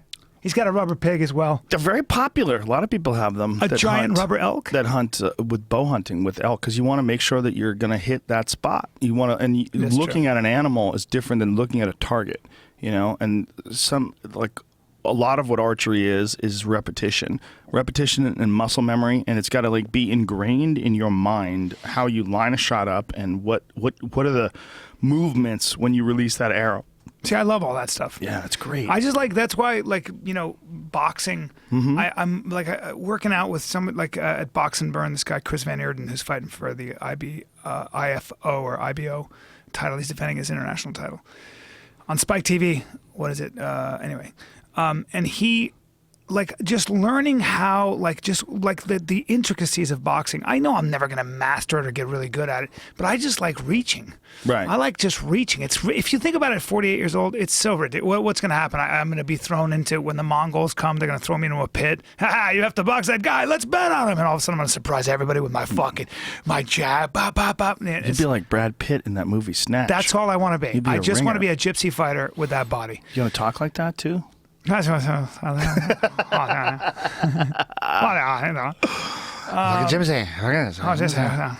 gypsy. Yeah, man, getting good at things is fun. I mean, but the ultimate question, like we were talking about before, is like, why is it fun? Like, what is it about it? I don't know, but I just know that for me to stay happy, and this is my own craziness, I need to constantly be engaged in things that challenge me. That's it. I've tried a bunch of other ways to be happy. I can't just chill out and relax all the time. It's just not in me. Me neither. But I like to relax. Like, I do love relaxation, but I have to feel like I've earned it. I don't like like regular laziness, like waking, baking, and getting up. That leaves me with this hollow anxiety. Me too. Like I can't do that. I've tried it. I've tried to just be lazy. It fucks with my head too much. I agree. I can only appreciate watching television or going to the movies if I've done my work. If I haven't done my work, I don't, and there's happiness in achievement too. There's happiness in getting shit done.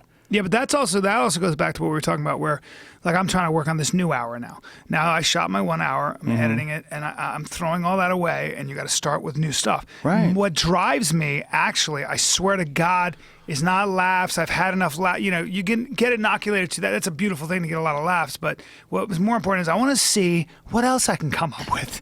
I want to see if I can tap into my real potential and come up with something even better. Of course. That challenge is, again, going, what is my potential? Like, what do I really have in me? And how much time, if I spend like 8 hours a day thinking about it as opposed to 2 hours a day? Well, that's what nags at me. It's also, you realize as, an artist man, as an artist, you're constantly growing. And you're constantly getting. That's one of the number one problems with older comedians that have the act from 20 years ago. Ugh. We've seen those guys before. Ugh.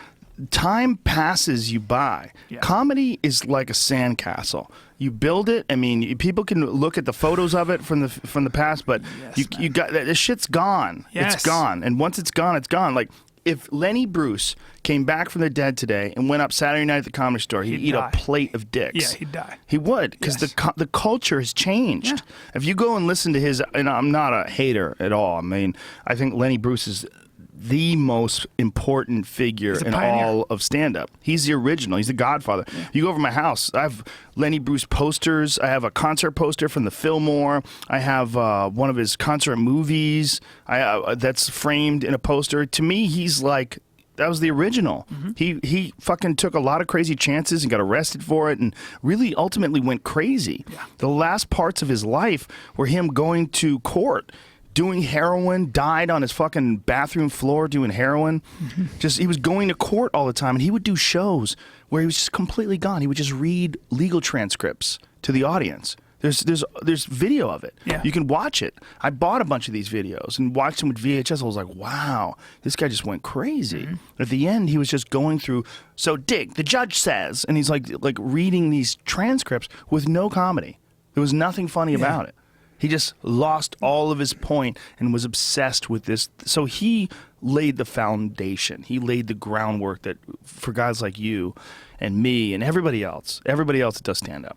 But wouldn't work today. If he had the same act, if he was alive today, he'd figure it out. He'd figure out, he's a comic. He'd figure it out, but he'd have to grow. Like everyone has to grow. Your comedy grows, and it changes as the culture changes. If you go back to like Eddie Murphy Raw, there's some fucking terrible homophobic shit. Yes, in there Eddie is. Murphy Raw. For real. I was there. I went to the actual concert. But did you think it was terrible and homophobic Not at then. the time? Not then. No, it was okay. Yeah. It was acceptable. Yeah. It's weird. And that how was when I goes. wasn't. I've never been. I've always been sensitive to people's feelings. I was never wanted to gang up on somebody who was gay, but I just didn't think of it as something that was bad. Oh, speaking of which, I forgot to bring this up. I wanted to, Jamie, go to my Twitter page, and there's a tweet that I posted today about this woman from Kentucky. That is, the Kentucky clerk denies marriage license under God's authority. There's a video saw that. of these guys. Did you see the video? These No. guys. This is a new one. This is from today. This is a new person. Like there was the other person. This is a new person. This woman is talking to these gay guys that want to get married, and she won't let them. And they're saying, under whose authority? Like, what? The video would drive you crazy. Well, she is a matter of faith. Put those right? on. Put those on. Put those on. Check this out. Go full screen, because this is awesome. That you're supposed to issue marriage license. And we're not issuing marriage The licenses Supreme today. Court denied your stay. We are not issuing marriage licenses today. So Based I would, on what? I would ask you all to Why are you not go ahead issuing and marriage do that. licenses today? Because I'm not. Under Why? whose authority are Whose you not authority? issuing Under licenses? God's authority. I don't Did believe God in your tell you God. to do this? Did God I tell don't you believe to in your treat God. us? I don't like believe in your this? I've God. asked you all to leave. You are interrupting my You can call the business. police if you want us to leave. You can call the police. I pay. It's awesome. Yeah. This is a change. It's what makes our country modern. Well, this is a shift in culture. I mean, this is like that woman that's saying that is crazy. She's locked in an ideology, and she's like, her very job relies on the government. I mean, that's what the government is telling her. I mean, she's a government employee. The government is telling her that the Supreme Court has made a decision. You have to allow these people to get married. And she's like, nope, I believe in God first. I think, though, that we also have to recognize, I don't agree with her because I'm not a religious guy, but you agreeing with her. It is a matter of faith for her. And if she's going to be a government employee, though, she's got to uphold the law of the land. We live in a secular society, which is the separation of church and state. Do we really? Yeah. What about one nation under God? But that's the same state that wanted to teach. Indivisible. It's the same state that wanted to teach. The school board wanted to teach creative design instead of evolution. Isn't that the same state where they get the devil statue now? They have to have a devil statue. Which state has to have a devil statue because the Satanists won the religious right to put a devil statue or the Jesus statue? I don't. They have equal representation. Pagans, you mean? No, Satanists. Satanists. Yeah, no, Satanists. That's hilarious. Satanist statue. We'll find out where This the fuck is where that it gets is. crazy, though. This is really where it gets Detroit? crazy. No, I don't think that's it. There's one in the South. I'm pretty sure. Yeah. What's that one? July 6th, right there above Fox News. That's probably the most. whenever in doubt and you're looking for something ridiculous, Fox News. Yeah. I mean, it's a difficult thing, though, because if somebody has a strong religious conviction, for example, and they're pro-choice because Detroit. they think that, pro-life because they think that abortion is murder. Go back to that so we can see that. That was awesome. Look at the statue. It's a pretty cool statue, by the way. Look at it. It's amazing. It's pretty dope. So I guess it is Detroit. I felt like it was happening somewhere in the Mother deep south. of God, look at that. Yeah. That's the angel Lucifer, right? Look at that goat head. Well, it's a satanic statue that I believe they're putting up as a goof. The Satanic Temple. File photo provided by the Satanic Temple. Yeah. By the way, I've been accused of being a Satanist. What? Yes. I went to Duncan Trussell performed at one of the LaVeys, what's his name? Something, the son or the grandson or something like that, was getting married. Duncan Trussell performed his satanic puppet show at this guy, and I went there and I wore the guy's T-shirt. Now there's like videos accusing me of being a Satanist. I just like to clear the air. I am neither a religious person nor am I an anti-religious person. I am not a Satanist, but I have done mushrooms and I've done like some pretty powerful psychedelic drugs. So the possibility of there being another much more powerful and wise force out there, it does not escape me. I think it is absolutely possible that there's something way more wise than us that we're not totally in touch with. But I also don't think it has a dick. So I don't think it's a he. I don't think it's a his. Yeah. You know. Well, either do Christians, either do Muslims, either do Jews. But why do they say in his presence? Because his word. If you were to, for example, give a name to Yahweh. You can say Allah and Yahweh, but Yahweh among the Orthodox is to trample on their sensibilities, because when you give a name to God, okay, when you give a name, when you say God is, this is what's heretical about the idea of Jesus Christ to Jews and to Muslims, because if you create parameters around God, if you suggest God is a man or a woman, if you suggest God has a name, then you are assuming to understand his greatness and his infinite. Are you hypnotizing presence. me while you're rubbing your forearm Yes, I hair? am. Yes, you're saying I am. this at the same time. I feel like locked into your gaze. That's what happens when I start talking about religion. God is a dick. But It's here's my his, question: in his name. See, I think Christianity is a powerful religion when used the right. So a lot of Christians just preach love and doing unto others as you'd have them do unto others. It's got powerful conversion ability. Some people who saw nothing and find inspiration and love through God. Listen, I'm not a religious guy, but I respect whatever that conversion can be, because a lot of good things are done in the name of Jesus Christ, just as a lot of the suppressive things can be done in the name of your God. So I'm not so ready to condemn all religion. Good things can be done. Why are they done in the name of something that's not real? And why does that make that something not real more valuable? But that may what's be done is what's good. But now hold on, because when you say it's not real, people have inspiration and deep feeling. Not real. From you know their what's religion, real? from their Digging religion. holes. No. Hammering nails. Sir? Building buildings. Sir, I'm going to have to ask you What this. Donald Trump does, that's Yes, real. yes, You well- son of a bitch, he's a builder. I think religious communion, prayer, meditation, and things is good for making you. It does make people more humble. Well, any sort of inspiration is good. Anything that motivates you is good, especially if it motivates you in a positive way. It's good. But the real problem becomes when someone like this lady decides that those two guys can't get married because her God prevents it. But the founding fathers had an answer to that, which was to separate church and state. Until Wasn't the it George fucking Washington? commies came along. Right. And then we had to jump back in the religious game, and then Ronald Reagan came along. We jumped into the religious game with politics. Well, now you know to get elected, you've got to believe in Jesus Christ. It's a Christian nation. You have to. You literally do. Yeah. You have to be a Christian. You know, this is a Christian nation. Yeah, Christian nation. Well, it's not supposed to be. It's supposed to be a nation. One nation under God was only created back when the McCarthy era was going on. There are parts of this country where when you perform and you say the word Jesus, the room gets very quiet. You got the wrong places. You're going to the wrong spots. You just stand up where that doesn't. They should know you by now. They should be able to do anything you want. Yeah, well, I do. Speaking of Kentucky, there's a thing that I posted that was fucking fascinating about the dangers of misgendering someone. That Gad Saad posted it, and I retweeted it. It is adorable, and it's the fucking lunacy that's going on in colleges these days.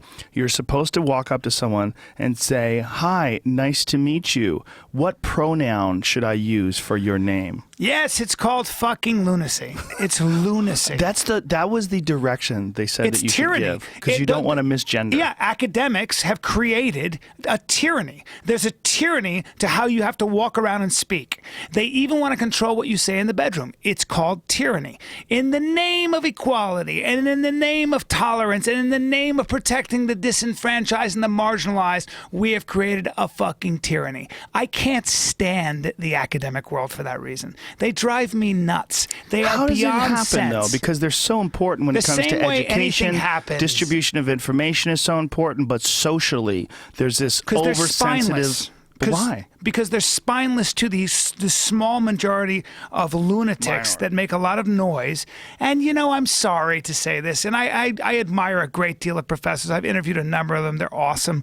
And thank God for professors, and thank God for our academic hotbeds that you know, come up with all these ideas. But at the same time, a lot of academics are just terrified to make a stand. They're fucking spineless because they live in a very safe and closed environment, and they can't speak common sense a lot of times. Isn't like that, you people doesn't that are lead, assholes. But doesn't that lead to what we were talking about earlier? We were talking about what people can tolerate, that people are tough because of the environment that they grow up in. And it's one of the reasons why people don't respect spoiled people. Right. It's one of the reasons why people don't respect people who grow up rich. Well, academics to a certain extent are spoiled in the fact that they don't have to compete in the real world. Of course. What they do is they exist in a very insulated world where they take classes from people who have also gone through the system. Then they become teachers. Mm-hmm. And when they become teachers, then they have this oppressive power over the people in their class, and the people in their class have to listen to their ideology. But they're also living under oppressive power. Mm-hmm. They're living under a protocol, an academic protocol. If you ever try to get an academic to talk about anything that he's not 100% certain about, boy, are they terrified. Yeah. And the academic world is about the nastiest place in the talk about a battlefield of ideas. When you come up with an idea that's controversial, like Steven Pinker, who said that human beings are not born a blank slate, or that aggression is rewarded in indigenous cultures. Holy shit, was he lambasted. Yeah, he got in a lot of trouble, even though there's a lot of science that of course backs that up. Look at this Office for Diversity and Inclusion. Yeah, and there look you go. at the gender binary. He, she, her, him, hers, his, and then gender neutral. They, them, theirs, and then pronunciation as it looks. Yeah. But look at this. Look at Z, her, and hers, H-I-R-S, H-I-R-H-I-R-S. Look at that. Z-H-E-E, H-E-R-E-H-E-R-E-S. So hears. They're creating a new language. Z here hears. Z here hears. These are fucking gender neutral pronouns that they've invented. Yeah. They've invented gender neutral pronouns. This is insanity. I don't Z. think that kind of stuff sticks. I think it's just They're too trying, crazy. but they're Yeah. trying. This is college. This is the University of Tennessee. They're not at just Knoxville. trying; they're enforcing. They're born enforcers. If you listen to these people, they are not tolerant people, nor are they nice people. But They're have you seen the woman? Have you seen the woman? The photo of the woman who is running this? It's Let me wonderful. see. It's wonderful. She's perfect. It's in the comments of you. If you look at the tweet that I found, it's in my tweet. Somebody posted a photograph of this. Perfect. Is she gigantic? Yes, of course she is. Of course she is. Of course she's. Is she angry? I don't know if she's angry. She doesn't have to be angry. She's Well, how about the woman who was talking about? There was a girl in college who said that she was trying to push through legislation within the college about microaggression, and we've got to monitor microaggression. Yes. So even your facial, and this is Orwellian. This is exactly what George Orwell wrote about in 1984: thought crime and face crime. It's alive and well. Human beings love having control over other human beings. Yep. It is so. We all have it. I have it. We all have it. If I was emperor of the world, I know exactly what I'd do. I want that power so I can do all kinds of stuff. Because I think, and I'm speaking for myself, I think I'm so fair and I'm so nice that I can make everything better. Never give anybody power. there. You go. Oh, there you are. There you go. There you are. Look at her. Yeah. I grew up with this. I went to high school with this is shit up in Massachusetts. Madness. I know all about it. It's madness because, first of all, I hate to say that. You hate to judge someone based entirely on their appearance. But if someone's morbidly obese, that person does not have good judgment in their own biological management. Yes, The that's a management good of their point. own body has been grossly inept. Mismanaged. That's a very interesting way of putting it. It's the only way to She look also at it. can't This be is- too happy with herself. This is not a poor person, okay? This is a person who works at a university, okay? And she can't. That's also probably not happy with herself. Probably socially awkward, which no one can fault anyone for those things. The problem is when someone is in that predicament and they're choosing to dictate the rules of engagement that other people have. Because what you're doing by creating all these gender-neutral pronouns and these new words, ways of you're trying to nerf the world. That's what you're trying to do. You're trying to take away the awkwardness of a boy who looks like a girl being called a girl. When you're just like, no, I'm a boy. Oh, sorry. Well, fuck, man. You look really close to being a girl. I'm sorry. I'm not allowed an to say asshole. that. Yeah, but you're not. Okay, or a girl who decides she's a boy and she wants to be referred to as a boy. She wants to be referred to as a he. Well, okay, well, once you tell me that, I'm okay with it. I don't mind. You know, if you say your name is Greg and your real name that you were born with was Donna, it doesn't bother me. I'll call you Greg. It doesn't bother me. But to say that I'm the asshole because something that's completely outside the norm is weird and sticks out, no, that's wrong. Yes. You know, like it's like I don't like this vitiligo thing that I have on my hands. It's weird. You know, and if I get really tan, then it really shows up. But I'm white, so it's not that bad. But when people go like, "What's that on your knuckles?" I don't like that I have to tell them. But of course I go, "Oh, it's vitiligo. It's a disease." I wish I didn't have it. Right. But I do have it. So I don't get upset if somebody asks me a question. Right. It's a normal question to ask. My knuckles look different than the rest of my hand. It makes sense that they would want to know what's going on. This is not like a microaggression. This is human curiosity at something that's abnormal. Yeah. It's not a bad thing that it's abnormal. But it's not a bad I thing do think that there's there's a gender issue, Yeah. that you wish you were a woman when you were born a man, or you wish you were a man when you were born a woman. It's not a bad thing. It's just, it is. There is a difference, though, and I think that what we're experiencing now with the transgender movement, and even to an extent the gay movement, is the pendulum swinging all the way in one direction, and it's a reaction to the fact that. And this is just a fact. When you were a man or a woman and you felt overwhelmingly like you were a different sex and you took measures to correct your current sex, or you just dressed up in a way that made you feel more yourself. So if you're a man and you dressed in drag or whatever as a woman. Or for that matter, if you were gay and you started having feelings when you were puberty. The problem was that in most of our history, you got the fucking shit kicked out of you. You got killed. You got targeted. You lost your job. Got ostracized. Yeah, and that anger and that injustice doesn't go away. And so you have a lot of people that have that memory is very fresh. That wound is very raw. So let's have some fake pronouns. The way to not solve that is to then try to control the majority of the population's behavior. What about I don't Zere? Z-H. I like that. E-R-E. Zere. They have those. Zere. That's one of them. Yeah, I know. Listen. I went to high school in Massachusetts. I remember when I had to say I couldn't say freshman. I had to say fresh person. I dated a girl who graduated from Wellesley College with a degree in women's studies. Wellesley. Women's studies. It's all about women. Yeah, I know. It's wonderful. Good times. She didn't shave her legs. There was a white girl who I suffered. I dated a white girl. I didn't even care. She didn't shave her legs? Yeah, it's very European. No, it's very hippie, bro. There's nothing to do with European. That's what I mean. It's fine, but her roommate was Greek. I got in trouble for Guess this. what her feet looked like? Greek Bilbo women. Baggins. Greek women are hot, though. Hairy feet, bro. She had Really? hairy toes. Hairy feet and This hairy was the toes. girl you were with? Nope, the other girl, her roommate.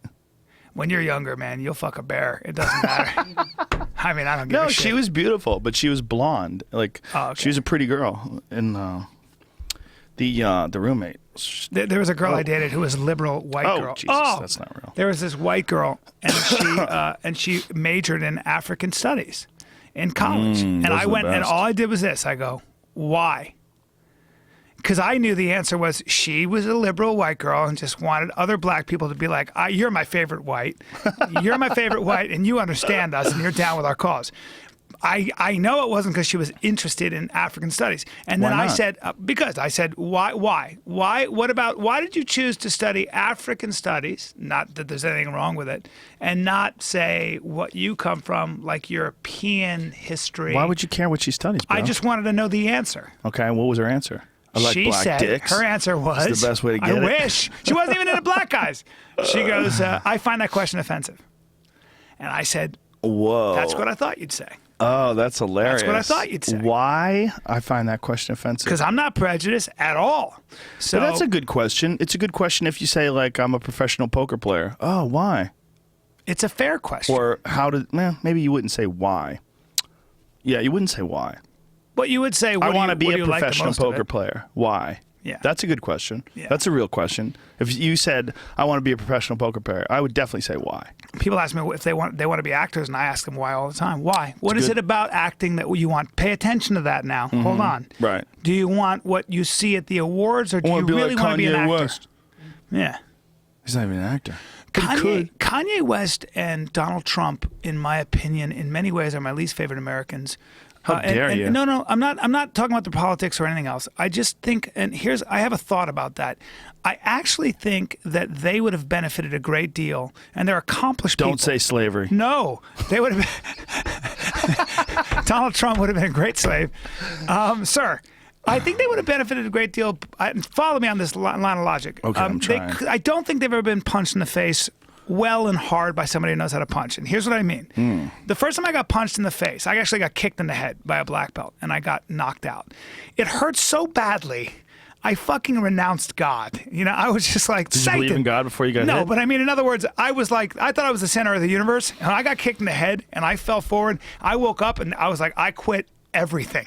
I want my mom and a warm glass of milk, and I want a nap. Right. And it was a seminal moment when I was 18 because I realized I was definitely not the center of the universe, and I was definitely not the tree. I was just a tiny leaf on a very big tree that could be plucked very easily. It was kind of a profound moment because that kind of pain and that kind of vulnerability where I realized, oh man, it's easy to kill me. I heard You don't a think loud Donald noise. Trump has gone through like a ton of adversity? I don't know, but he doesn't act like it. And He acts maybe like a it's the successful personality. guy that's rich as fuck and insulated. That's what he acts like. Yeah. And a guy who knows a lot of the people at the top and thinks they're dopes. He acts like a guy who donated a shitload of money to Hillary Clinton's campaign so that she came to his fucking wedding.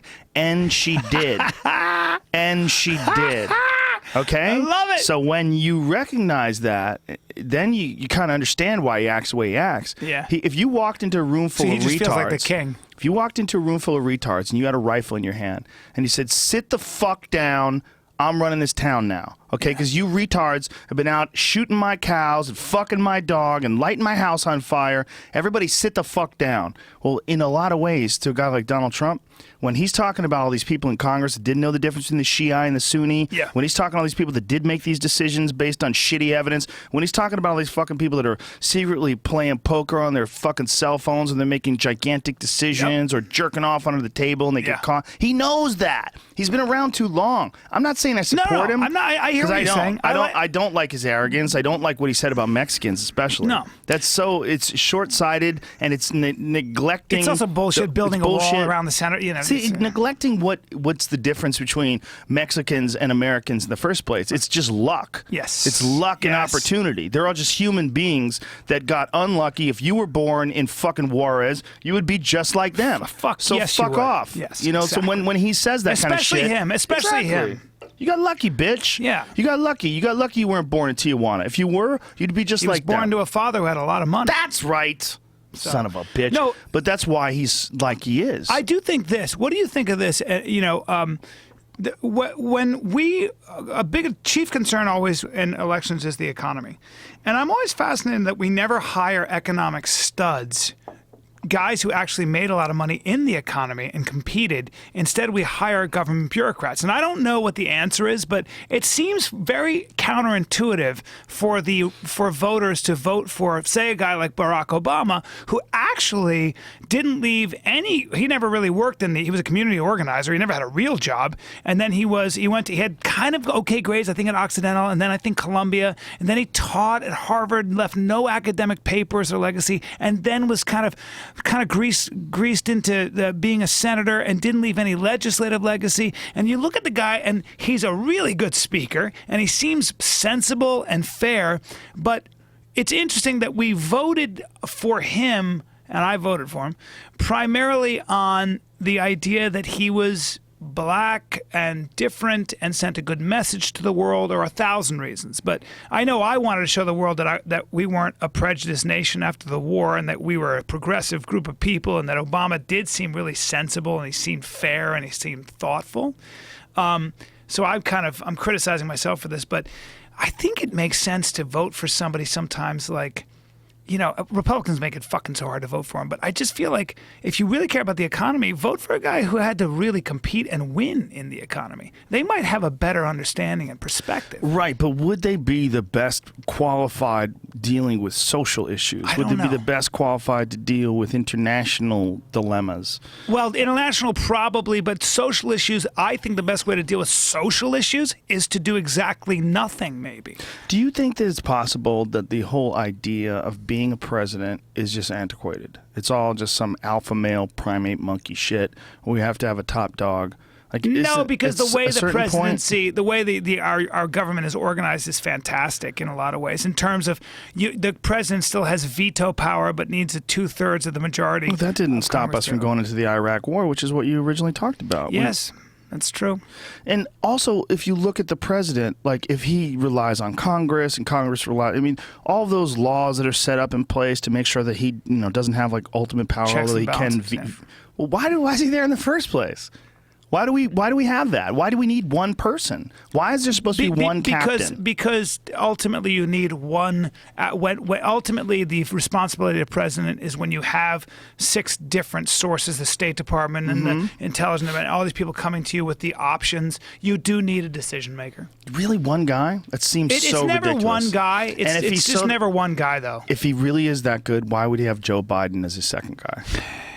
Just stop and think about that. Well, Joe Biden's been in government for a very long time. When you watch the Joe Biden steroid hearings, when he's talking about steroids, when the congressional baseball hearings. He's a politician. He is so silly. Yes. He's such a silly man. He's considered a blowhard by a lot of people on the other side of the aisle. Joe Biden, if you talk to anybody who's been in government a long time, he's kind of a blowhard. He's a blustery guy. Silly guy. Yeah. He really shouldn't be the top dog for the fucking country, but he's one heartbeat away from being the top dog of the country. Vice president has always been what your president allows it to be. So vice president is typically a ceremonial title where you go to different ceremonies, but it's never been, it's really interesting. It's an interesting role because it can be a very, very sort of amorphous, vacuous, pointless job. Yeah. It had been up until Dick Cheney. It's one of the reasons why Dick Cheney snuck in. The puppet master, he figured out, like, I'll just take this gig that Dan Quayle had, you know?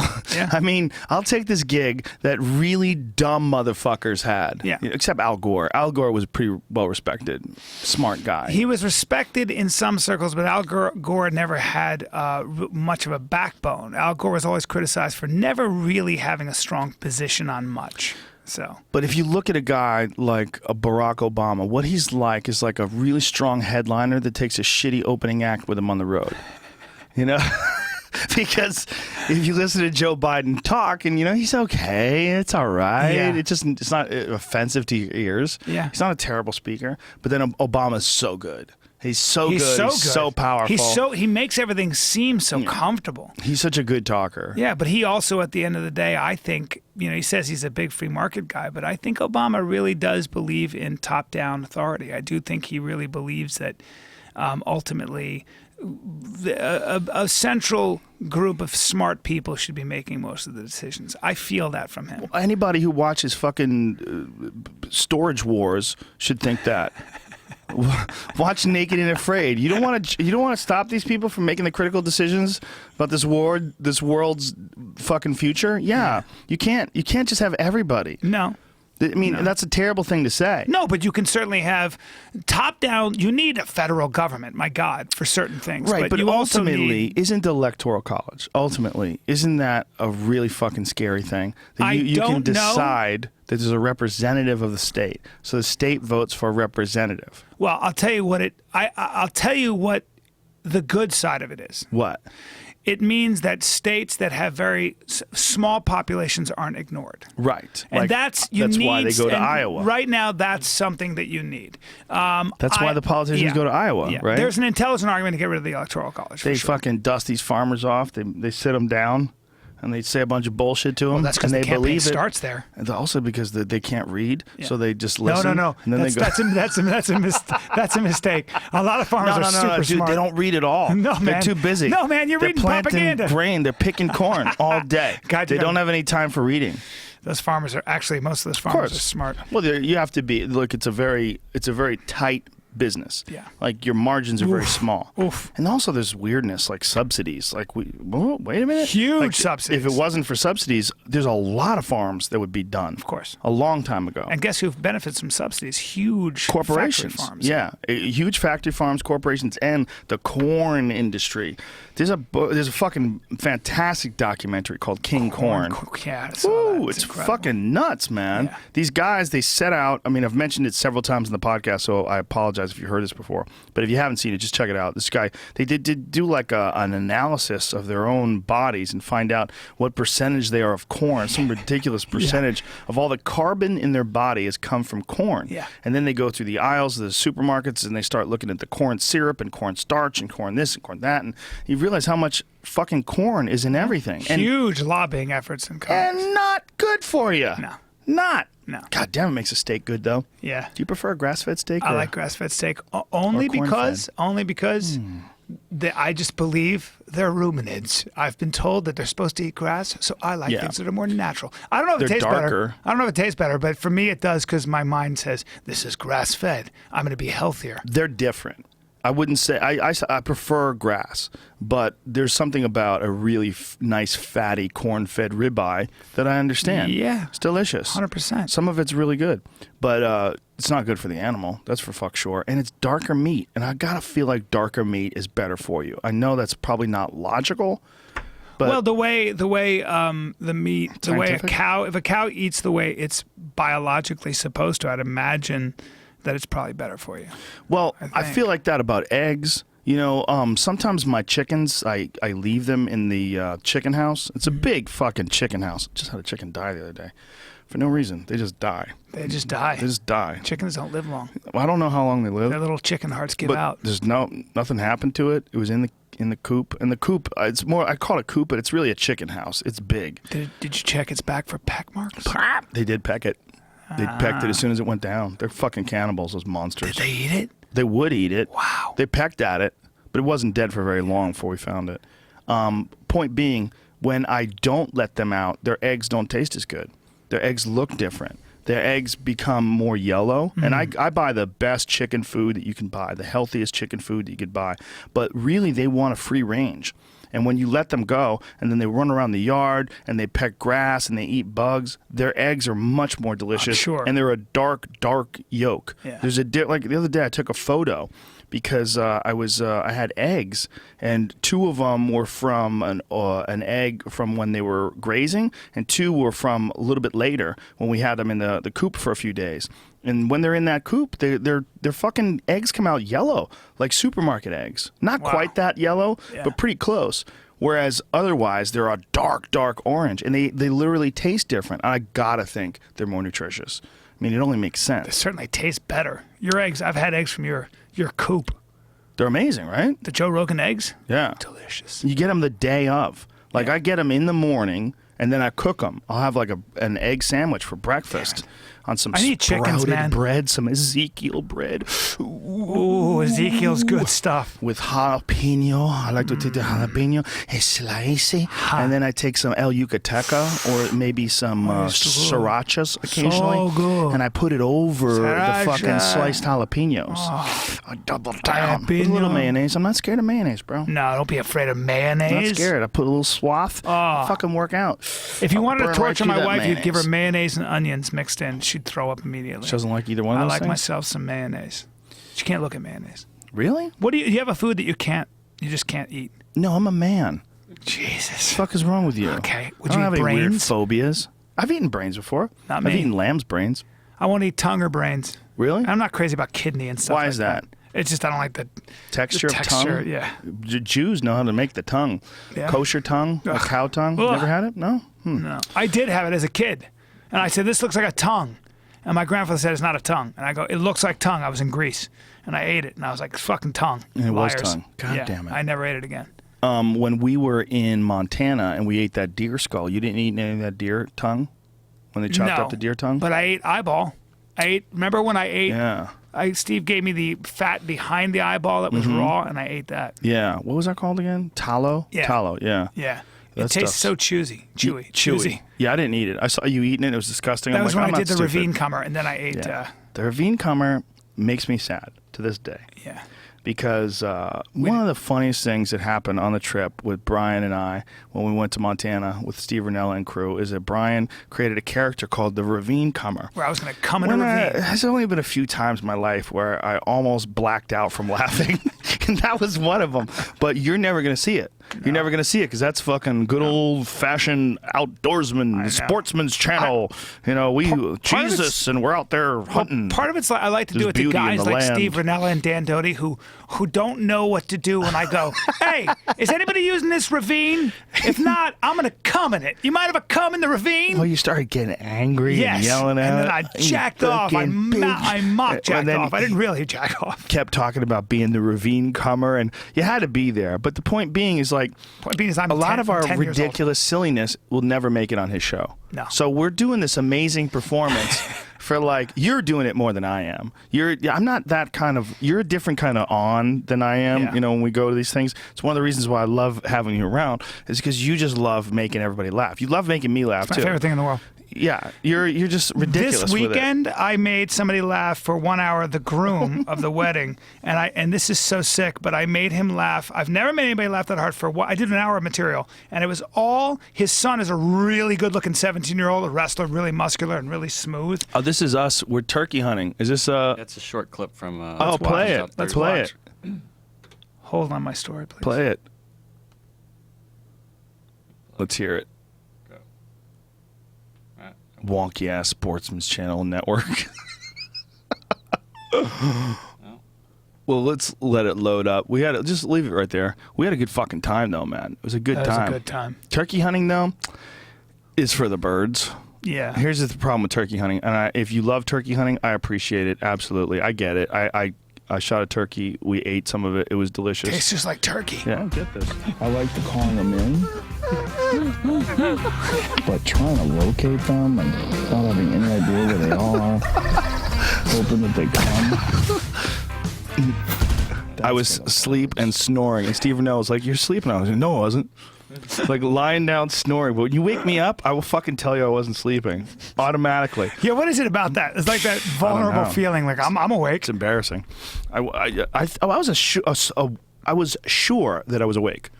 Man, I slept 9 hours last night. And I slept 9 hours, and I kept it a secret from my wife. My wife goes, where were you? I go, I was in the garage. I lied to her. I go, I was working out in the, I was sleeping for 2 hours. And I lied. I lied right to her. Like, I was like, nah, I was in my office working out. We need a hunting show where we do it online with nobody sponsoring it. Nobody, like, we do it the same way we've done with podcasts. Yeah. We need that. I need to just finance it, and I'll just hire some dude to just film us. We'll take someone like Bryan Callen or something like that, take us hunting somewhere, and we'll just film it. What's and the just first? How much could it possibly cost? I don't know. I mean, how much could it really possibly cost? If we just had like a sponsor, like rifles that we use, or products that we use, like Hoyt bows or something like that, just a sponsor that could help us defer some of the costs of production. It would be so much fun because these trips, like the trip that we had when we went out to Alaska and we went out to Prince Edward Island, fucking fantastic time. Horrible rains. We were talking about earlier with like fun. That's like fun 13 while you're hours doing in your tent it. alone. It was terrible. Like we were soaking wet the entire trip. It never stopped raining. If it would stop, it would stop for like 20 minutes. Then we'd shoot like some video footage of us being out there for 20 minutes and looking for deer that we never found. Right. And then it would go right back to raining. It was horrible. But we had so many fucking laughs. Just the time that we were in the trailer, or the tent rather. The greatest. And we had one indication of that is the podcast that we did from there. Mm-hmm. Steve's podcast, which was one of the best ones that we did. One of Steve's that we did, where it's not censored. Like, unlike the show, it's completely free. So we're there. I gotta listen to that. Laughing. We were giving him so much shit about his shit collection. Yeah. Remember, Steve Rennella he's so fucking into wildlife. This dude had a stool collection of all the various animals that he had hunted. He had like bear shit and duck shit. You can show Steve a picture of shit in the wild, and he'll be like, that's raccoon. I did. I told him there was a fucking animal that was trying to get in my chicken coop and it shit in my yard. I sent him a picture of it, and he said it was a skunk. Wow. Yeah, and there was a fucking skunk A out there. skunk. These cunty skunks. Skunks will kill the fuck out of your chickens. by the Really? way. Skunks are predators. No, they are? Yep. Yeah, skunks are predators. That's amazing. They'll eat birds. Oh, yeah. Especially Really? chickens. They were trying Fuck. to get to my chickens. How about raccoons? Oh, yeah. Really? Definitely. Yeah, raccoons would Man, definitely. if you're a forest grouse, you better run. Yeah. Oh, yeah. Do ground nesting birds? Any ground Well, that's what they said about turkeys. Everybody's trying to kill turkeys all the time. true. Turkeys die all the time. Yeah. A 3-year-old turkey's old. Well, when we were turkey hunting, we shot a turkey. Oops, spoiler alert. But we only shot one. It was a young, stupid turkey. It's called a Jake. I shot it. Yeah. And on Brian's day, when I was snoring, Brian couldn't fucking find a turkey. We couldn't find a turkey. Drove me crazy. We did rock, paper, scissors. I won, so I got to shoot first. Yep. So you a lot of times, what we should have done, we both should have shot at the same time because 3 fucking turkeys came in. Yeah. We should have said, I agree. Let's do this on the count of 3. We could have both had turkeys. blast. But we thought, since that was the first day, we're like, oh, we're going to see a bunch of turkeys. This is awesome. Yeah. No, it wasn't. No, it was a bunch of time sitting around in Napa Valley, okay? We're not pretending we're in Alaska. No. We're not in the far. We went to eat at fantastic restaurants every night. Yeah. I want to be at Bouchon. Those dummies, they fucking ate cheeseburgers and shit. I'm like, come on, I'll take you to the restaurant. I'm going to pay. Let's go. Unbelievable. Like, we're going to go back to the house and drink beer. Best food in the world. Literally the best restaurants in the world. And Rennella never joined us once. It's So incredible. fuck. He likes to pretend he's in the woods. He doesn't like the fact that gets to stay in a house when he hunts. Oh, I he know. wants to suffer. He wants to live in the dirt. So the fact that we were going to go and drink fine wine and eat duck, Not we ate grilled duck and filet mignon. We had there was a potato puree. It took me a half hour to find the wine I wanted. I love that. Wonderful place. Yeah. But we treated it differently than them. They did not want to admit that they were staying in a house in Napa Valley while they were doing that show. They're pretending that they're out there in the woods turkey hunting. You're in a guy's yard. You're in a guy's yard. You're shooting a fucking bird that I could buy down the store. And here's the problem: he fucked up when he cooked his turkey breast. Because you know what that turkey breast tastes Just like the stuff I buy at the store. Yeah, like fucking turkey breast. No Okay? different. No There's different. no goddamn I was difference. like, oh, this is going to be the best turkey in the world. No, Well, nope. Pretty fucking I'm gonna boring. go, you guys stay here. I'll go to the deli and have the same experience. And I guess the legs taste a little better. I need to cook. That's what. Come over this week, man, and I'll cook some turkey and some moose. All right. Because the turkey that we shot, I have that All still. right, I'm I have around. most of it except. I'm for around tomorrow. We ate one breast. One breast. Let's do it tomorrow. We ate one fucking breast while we were there, and we were like, okay, tastes like he made schnitzel. Like After I do breaded my podcast called The Fighter and the Kick. What is it? I heard that show is picked up by Fox. That's some crazy deal. That's you guys what get they some, say. You get some crazy deal with Fox Sports. How about this? We sold out. Whoa, I'm the waiting for brand- someone to come along with enough money for me to sell out. Dude, we sold the brand. Oh, you mean a show? We Sorry. sold the live podcast out 6 weeks in advance Of course you at did. the Bray Improv. And by the way, everybody, Tempe Improv, November 12th. Wait a we are minute. going to do a live podcast. I think I'm on your live podcast. In Tempe? What day is the one you did in October 1st. on that fucker? Yeah, you're more than welcome to. I'm on that podcast. Are you kidding? I think I'm gonna be on it. That'd be great. We're gonna have a good time. We're gonna do it high as fuck though. we're gonna get, I'm tired of you guys talking sober. Hey, man, come on. Really Don't bothers push your me. drugs on me. Bothers me. I think I'm going to get Brendan to do some stand-up. He definitely should do stand up. Yeah. He At definitely the should. live podcast, I want him to do 3-4 minutes. He should do it. I agree. He could do it on Every time I fighting do in the one. UFC. He could definitely do it on dating Rhonda, but he shouldn't. Tell him not to. He won't. No. No, he doesn't. He's Shut the- tired of taking shut shit the for fuck just up saying about anything. that. Yeah. Yeah, let it go, man. He said that yesterday on the podcast. He goes, just so you know, I am never talking about that shit again. He's just so sick of it. And No. she's the queen of the world. You got to let it go. She's Yeah. bigger than Oprah. But he has let it go. He doesn't. He's never said a bad thing about her in his No. life. Well, he does love her. He does care Yes. about her. Yeah. It didn't work out. I've never heard that guy say one thing besides that she's great. And I'm not even proud of Well, him. there was the one time on the podcast where he said that he's too much of a man. He meant with Rhonda, it's either you are going to be taking a back seat to she's driving the train, or you need the extreme opposite. That's what I think he was trying to say. He didn't mean too much. He's just not. He's a strong personality. She's a strong personality. That tends to be hard to mesh. But anyway, come see us November 12th. Change the subject. I like how you wanted to keep going. November 12th, ladies and gentlemen, Tempe Improv. So listen, Live man, Fighter and the Kid. What you and I really need to do is we need to do a show where it's just us doing whatever the fuck we want to do. Yeah. And turn it into funny. It's like I want you to be your on these- audience. I'll be your audience. And I come with you. We'll do things together. Most of it is like me setting you up. Most of the Meat Eater show, the fun stuff is me setting you up and you knocking it out of the park. Great. Over and over and over again. Great. But we have a weird dynamic. It's really funny. And Ranella, we talked about it before. Like we were really bored at one time. He goes, man, I wish Callen was here right now. I go, yeah, if he was here, it would be like really fun.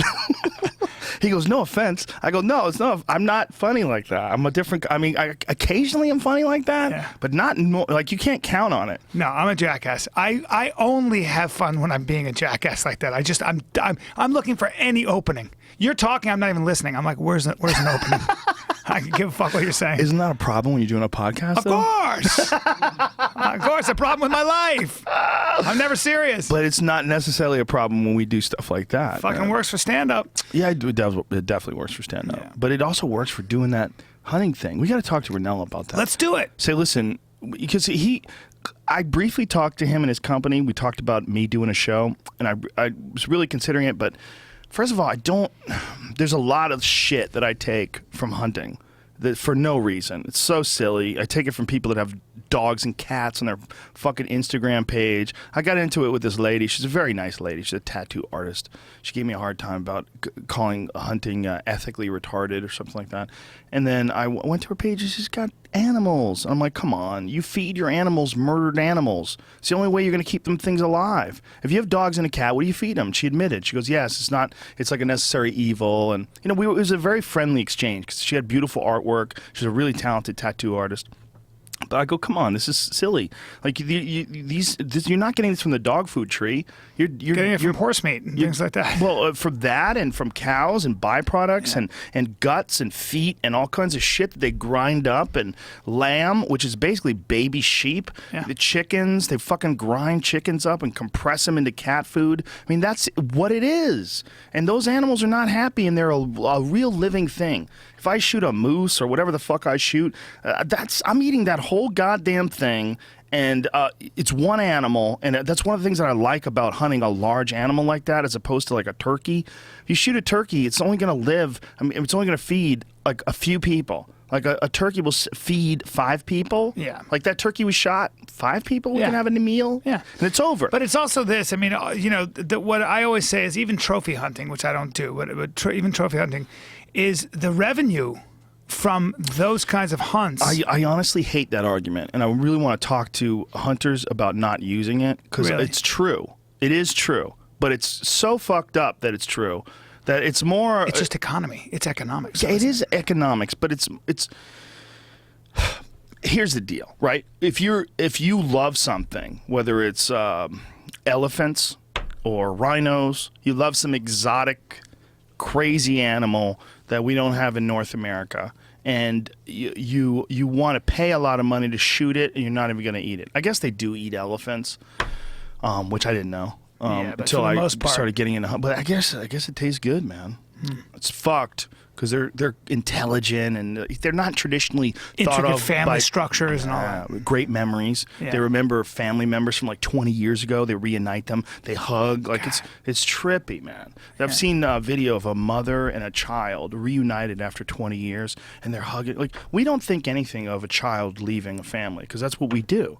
You know, if you live with your family and you're 40, you're a fucking loser. Yeah. But if you're an elephant and you have children, those children stay near you. It's like the structure. That's their natural structure. We don't think anything of like separating them, taking them off here, taking them off there. It's one of the most damning things about something like SeaWorld.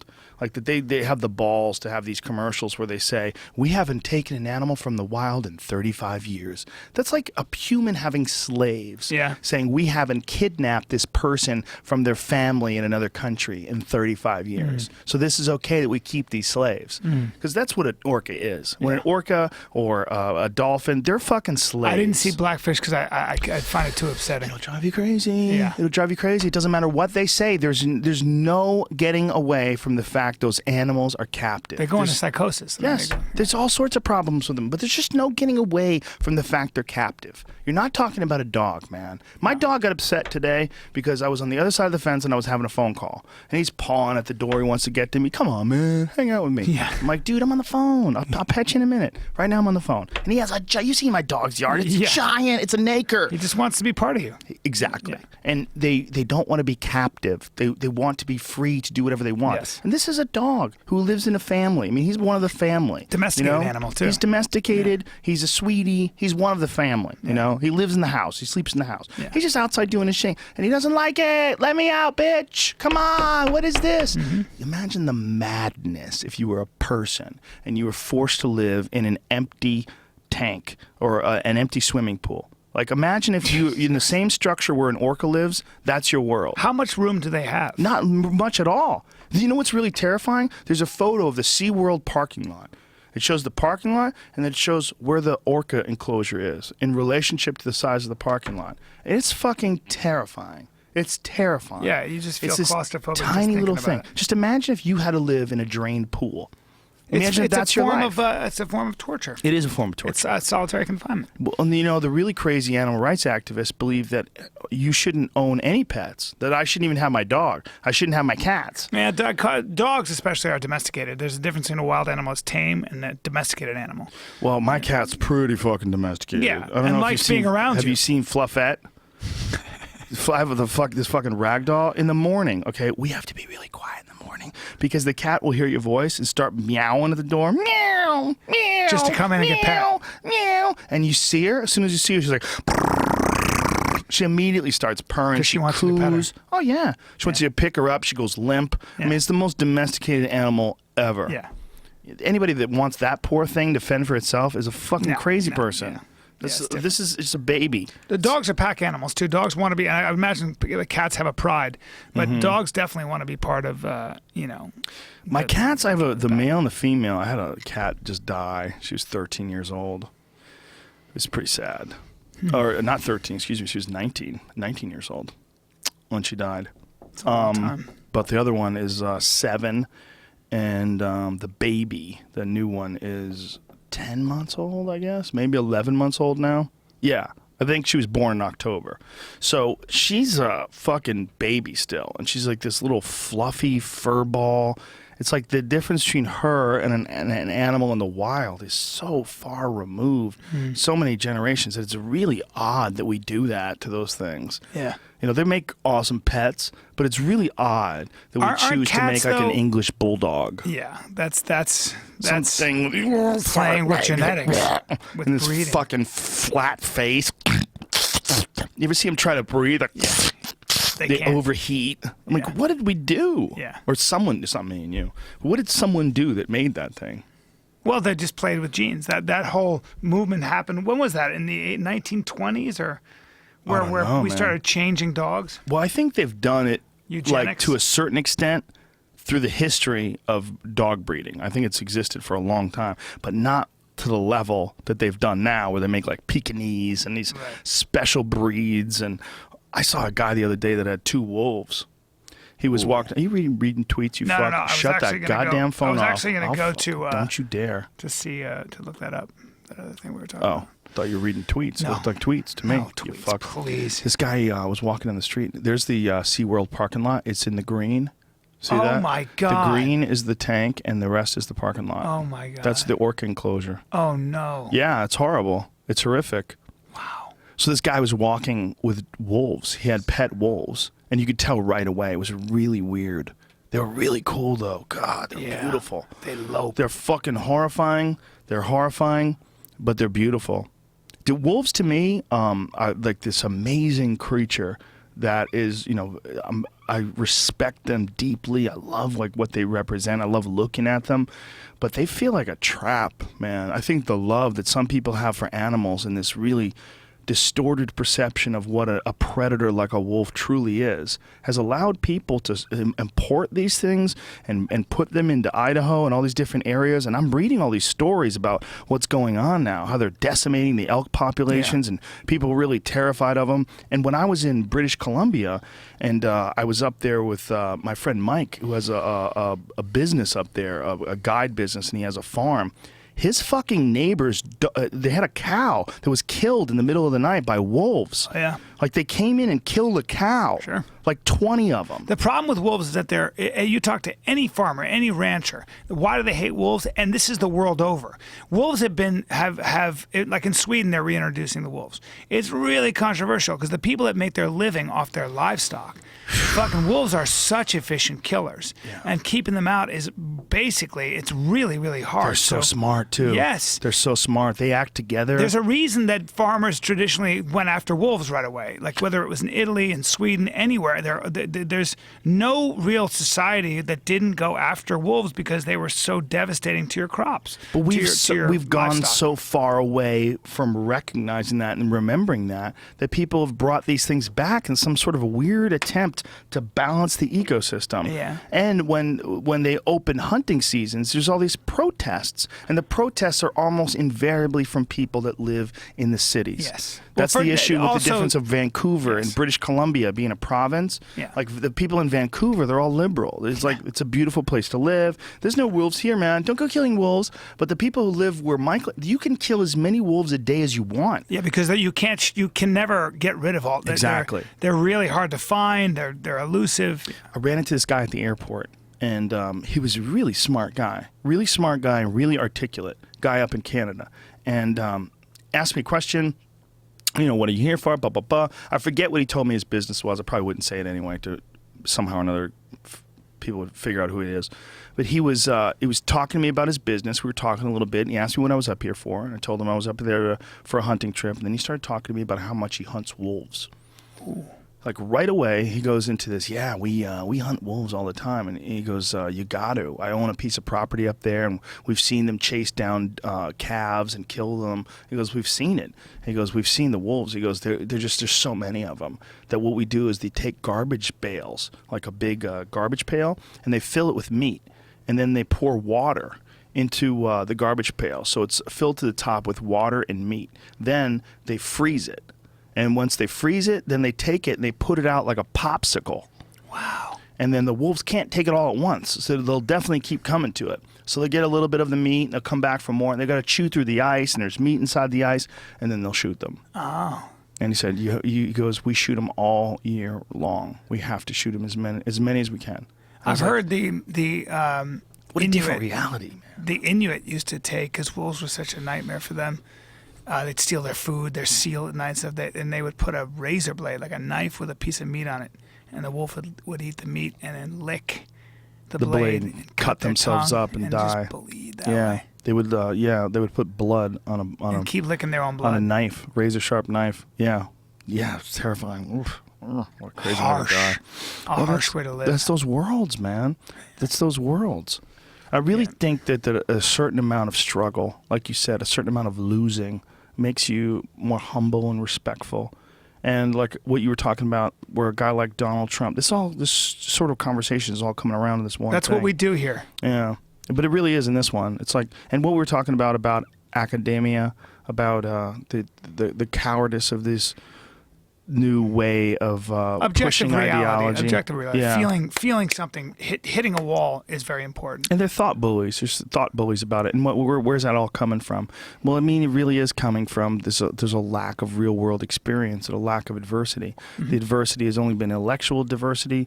So there's these conversations they're having, the battles that are going on. They're about ridiculous shit. They're not about survival. Mm-mm. They're about calling someone Z or he. And there's anger and there's rhetoric and there's protests. And then there's this crazy need to control what the other people think and what is acceptable and not acceptable on my fucking campus. Have you ever seen the Toronto protests? Like somebody's sensibility is sacred. You ever seen the Toronto protests where these feminists? There was some guy who was promoting something that had to do with men's rights. They completely distorted what he had to say, completely distorted what his message was, and promoted him as this like evil person who supported rape and hated women. I'm sure. And so they shut down his performance by turning on a fucking fire alarm. They set off a fire alarm and all cheered. They were protesting in the hallways while this guy's on stage speaking. Sure. No, that's not surprising. It's a hostile act. It's a controlling act. It's exactly what the Red Guard did in Mao's China. And there are 1,000 examples of people who get swept away with an ideology. Mm-hmm. These are very religious people, and by that I mean they're fanatically devoted to what they think is a certain truth or set of truisms, and they'll do whatever they can. Well, that's why it's important what you're saying, because they'll do whatever they can but what it's not based on is reality. So like if there really was a person that was at this campus that was promoting raping women and doing horrible things to them, and this is what you should do, and he's trying to rally them up, absolutely everyone agrees they should be treated the way these women were treating that guy. The question is what he's promoting that, or are you turning it into that in order to make it justifiable for you to go fucking crazy? Because that's what a lot of it is. I think so. What a lot of it is, people decide they have a target and then justify their actions based on that. Also, they decide point their that there's guns. a target. They shoot their guns at the wrong target because it's an easy target. But that's an important point, though. In their defense, I mean, if someone really is promoting rape, fuck that guy, right? Right. So that would be a realistic reason to use that target for what they're saying. So they make him that. Yeah. They distort what he is, and they turn him into that, so then it's justifiable. Yes. And the women were screaming at these men that were trying to go in and listen. All they wanted to do was hear what this guy had to say, screaming at them. You fucking piece of shit. You support rape. Like, what are you talking about? But this anger and violence and vitriol. It gives them a cause. Exactly. People want a cause. There's no adversity. They want to feel like they're revolutionaries. There is no adversity. There's not enough adversity. When healthy. Yeah. It's not healthy. It's to live also like not. that. It's not honest. I don't think they're being honest with themselves or with what the real problem is. And that's another issue, is that if you're too ideological and religious, you're going to be placing your energy and your anger in the wrong direction. And there are real challenges and problems. Yeah. And it takes sober thought, sober analysis, and an open mind to finding out and developing a very informed point of view, so that then you can actually tackle what's really going on. So and good luck finding someone else who's also taken the same amount of consideration into a subject and hasn't approached it with some intense bias. exactly. So having these debates with these people, it's like there's bridges you can't cross. There's things that you can't say. Well, it's very important, though, now, when you have a debate, and I'll give you an example. It's very important, in my opinion. The problem with debate in this country is this. Let's take gun control as an example. The first thing you hear is, I'm in favor of guns, I'm in favor of gun control. But what you actually hear when they start the debate is this.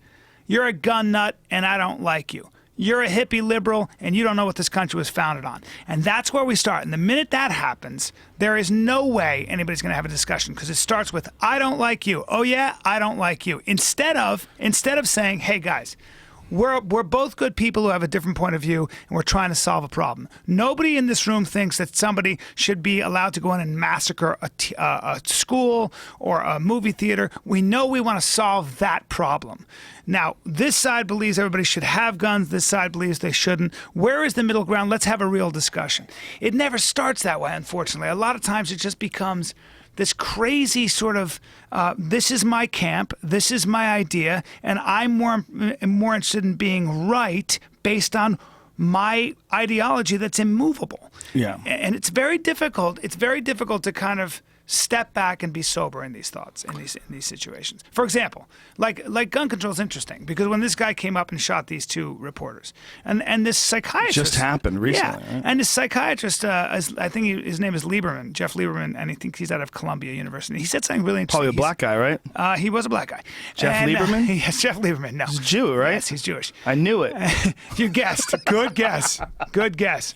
But he had something really interesting to say, and it was a really interesting debate I'd never heard before. He said, look, mental illness, there is an idea that maybe if somebody is exhibiting psychotic behavior and talking about wanting to hurt other people and himself, a lot of people who have mental illness are not willing to take their drugs because they don't think there's anything wrong with them. So how do you deal with that? Well, he said, what about in some instances outpatient care that is mandated?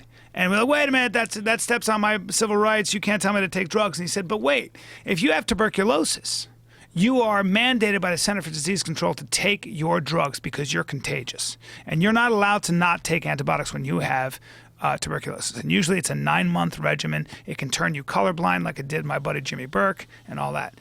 But what about those questions? What about stuff that kind of throws things in the air? Hey, you just filled me with a cloud of whatever. I'm trying to give you contact, guy. No, Those are important questions to raise, man. They are. I didn't know Jimmy Burke went colorblind. Yeah, from his antibiotic regimen. Fuck. Yeah, he's colorblind now. And what is that from? What disease was it? He had tuberculosis. And so the antibiotics just killed it forever. Yeah. Whoa. Yeah, but he had to take them. So what do you think? If somebody's saying I want to kill people, yeah, and he's just that's saying a mental illness, and I think it is a good idea to treat it as it is an illness. And the problem with the mental illness stigma, and Cara Santa Maria, who's been on this podcast a bunch of times, she's a neuroscientist, she's very smart, and she's had mental illness issues herself with depression, which is also a mental illness. Yeah. It's not well. We treat them differently than we treat any other illness. Like there's no shame in having diabetes. You know, we find out that you have a disease, and we don't go, you got fucking diabetes, bro. Exactly. Like, it's a disease, so we treat it with medicine. You know, same thing with virtually every disease except mind diseases. And when someone has a mind disease, we automatically assume that they're being weak. We automatically put them into this box. Oh, you're depressed? Oh, poor fucking baby. Think you're going to be fine, dude? Yeah. What are you going to be? You're happy you're not fucking born in the 1600s. You know, there's all the nonsense that comes with people admitting that there's a chemical imbalance in their brain, which we can't really measure. That's the problem. They can't just pull the juice out of your brain and measure you for depression. You know, and they can't really measure, like, there's no like scale that shows what drug is going to work for you. Right. Which is one of the weirdest things about taking antidepressants. But whatever the case, it's some form of medication for a disease. And when someone doesn't want to take that medication, this is one of the episode I was talking about called Elements on Radiolab that was talking about lithium. This woman who can't take this medication anymore. When she takes it, she's her. It is a mental illness. She has a mental illness, being bipolar. It's an absolute disease. And when she takes this stuff, she's totally normal. So this idea that we have about medication when it comes to mental illness, I think it's the one illness that we have this like criticism of or this prejudice of that we can justify. Because it's hard to measure. Yes. Yeah, and who decides? And there is criteria, and there are experts that can say, I think, in some instances, hey, this dude is exhibiting classic psychotic behavior, and he's going to hurt somebody. And I think it would behoove the authorities to mandate some kind of a drug regimen or something. Now, this people is really, don't know when to say dicey. that, though. Yeah, Like, it's you have a dicey. guy who hasn't done anything yet. He just seems a little off. You don't know what it is. You're right. It's dicey. It's very, very tricky stuff because now you're talking about a government agency coming in there and making you take drugs. Yeah. But in some deciding instances, that it you look might crazy. save a lot of lives if you've got a crazy person. And the question becomes, what if that is a viable alternative to having people get shot up in some instances? What do you do about it? It is a really good question and a really hard one to answer. Because here's another factor. When you do an experiment, the fact that you're doing an experiment has it has an effect on the results of the experiment itself. A classic one that we've talked about on this podcast before, I think it was Carl Hart that brought this up. It's a brilliant point that I never even considered. They'd always talk about these things that they do with rats. You know, they give rats heroin, and the rats like do the heroin every day, and then they keep doing their tasks. But if you give them cocaine, they just do cocaine until they die. Well, he goes, yeah, but they're in a cage during an experiment. This isn't a normal rat. Change the rat cage. You change the entire stop doing the experiment. drugs. You can't just, it's not like you're giving them cocaine in the woods. Well, if you did that, you would have like much more reasonable results. Well, do you know what the results were? It's fascinating. Yeah. So they laced the water with cocaine and heroin. The rats kept doing it until they died. And then this experimenter came along and said, why don't we change the rat cage? I'll create Rat Disneyland. And he created a utopia for rats. They had plenty of sex, friends to play with, lots of things to keep themselves occupied. Do you know how many rats kept going back to the cocaine and heroin bottle? None. After a while, from what I was told, the experiment yielded no addiction, and they all started drinking water and went back and they kind of said, "I'm done with that drug thing." So it changes things up. Well, also, okay, let's think about that for a second, because if we're living the way we're living today, it's because people before us have figured out how to build houses and electricity and cars. But how many generations? How many generations in relationship to the DNA that's in our body that supposedly takes like 10,000 plus years to change? Or I mean, how similar are we to people that lived 10,000 years ago? Probably almost exactly, or really, physiologically, really fucking close, right? Maybe the reason why people are into drugs and constantly trying to alter the state of their consciousness today is directly connected to these rats being willing to do this experiment or being willing to go back to the cocaine until they fucking died in this experiment, as opposed to the way they were in the wild. Like, maybe if we were living in the wild, maybe if we lived the way people lived thousands of years ago as hunter-gatherers, maybe if we did that, we would have no desire to do coke. I would agree with you if I didn't know that pygmies in certain parts of the Congo smoke copious amounts of weed. Yes, they do. And if people in the Amazon who are hunter-gatherers take all kinds of hallucinogenics. Stop and think about the drugs that you just described. Copious amount of weed, which makes them more sensitive, more paranoid, maybe keeps them alive more community-oriented, more loving, and maybe even more creative. So you're talking about marijuana. If you're talking about the people that live in the indigenous tribes in the Amazon, you're talking about serious psychedelic drugs that are ego-dissolving, that remove the world around you and bond you inexorably as this tribe. Right. So you're not talking about heroin, you're not talking about coke, especially Right. not talking about coke. Right. Like, how many fucking people They do chew coca leaves in a lot of those environments. different like effect. in Peru. Yeah, but it's coca leaves. They chew apparently, got as well in Ethiopia and places. Got is a but isn't that more like a narcotic? it's a narcotic. Yeah, but the Keeps you mellow, I think. coca leaves apparently is really nice. It's really nice. Does God keep you mellow, or does it actually hype you up? I think it's a stimulant. I think that Because they stuff chew a is shitload of it in the Middle East. I remember it as a kid. Yeah. I wonder if we went back to living this sort of subsistence life, if any of that stuff would have any pull on us at all. I don't know, but I do think that the new science of, like, Portugal decriminalized all drugs. Yeah. But what they did is a really interesting thing. They think by some measures in 2000, 1% of the population was hooked on heroin, which is incredible, a huge addiction issue. And you have to be careful with these statistics, but this is what I heard on TED.com. And when the government said, I'll tell you what, instead of spending all this money on enforcement and rehab and stuff, we'll take addicts, we'll decriminalize it. And what addicts need is connection. So what we'll do is we'll say, we'll get them in rehab and we'll take care of that. And then we'll get them a job and we'll say to their employer, look, train this guy, we'll pay half their wages. It'll cost you half as much to hire this addict who is going to take your program. We have our own programs. They're managing their addiction. And they've had huge success because what happens to the addict is that they develop connections and they develop purpose and they develop an entire infrastructure of support around them. And that apparently, from what I understand, a lot of like addiction specialists talk about that being very important, man. Connection is a great antidote to your addiction issues. I'm not an addiction specialist, obviously. Yeah, I'm not either. I think one of the big problems with addiction specialists in this country is they're only allowed to use methods outside of drugs. There's some people that get some spectacular results in other countries, especially in Mexico with ibogaine, people that are hooked on pills. What's ibogaine? Ibogaine is it's from the iboga plant, and it's really intensely introspective drug that is it's not a fun time at all. There's very little recreational ibogaine. It's just like really intense view of your life, very, very deep and complex view of your life. And it also shuts off some physical reactions to addiction. Somehow or another rewires the mind in some strange way that's very, very effective. I've had friends that have had pill problems that have gone to these retreats in Mexico and had ibogaine treatment and just completely knocked it out. How much of it is placebo? Who knows? No, it's not placebo at all, I don't think, because what we're talking about is an insanely intense introspective experience that's not dissimilar from the DMT trip that you went on in the fact that it dissolves reality. Right. It dissolves reality in some sort of strange way. And then I haven't experienced the ibogaine, those trips, but I have quite a few friends who've done it, and every one of them said it sucked. Like, they did not like it. Like, it's really harsh, but the results are spectacular. Like, the results, like, when you get through that, you're like, okay, I see it all. It's all mapped out now. Like, what am I doing in my life? Like, what are all these pitfalls that I've set up for myself?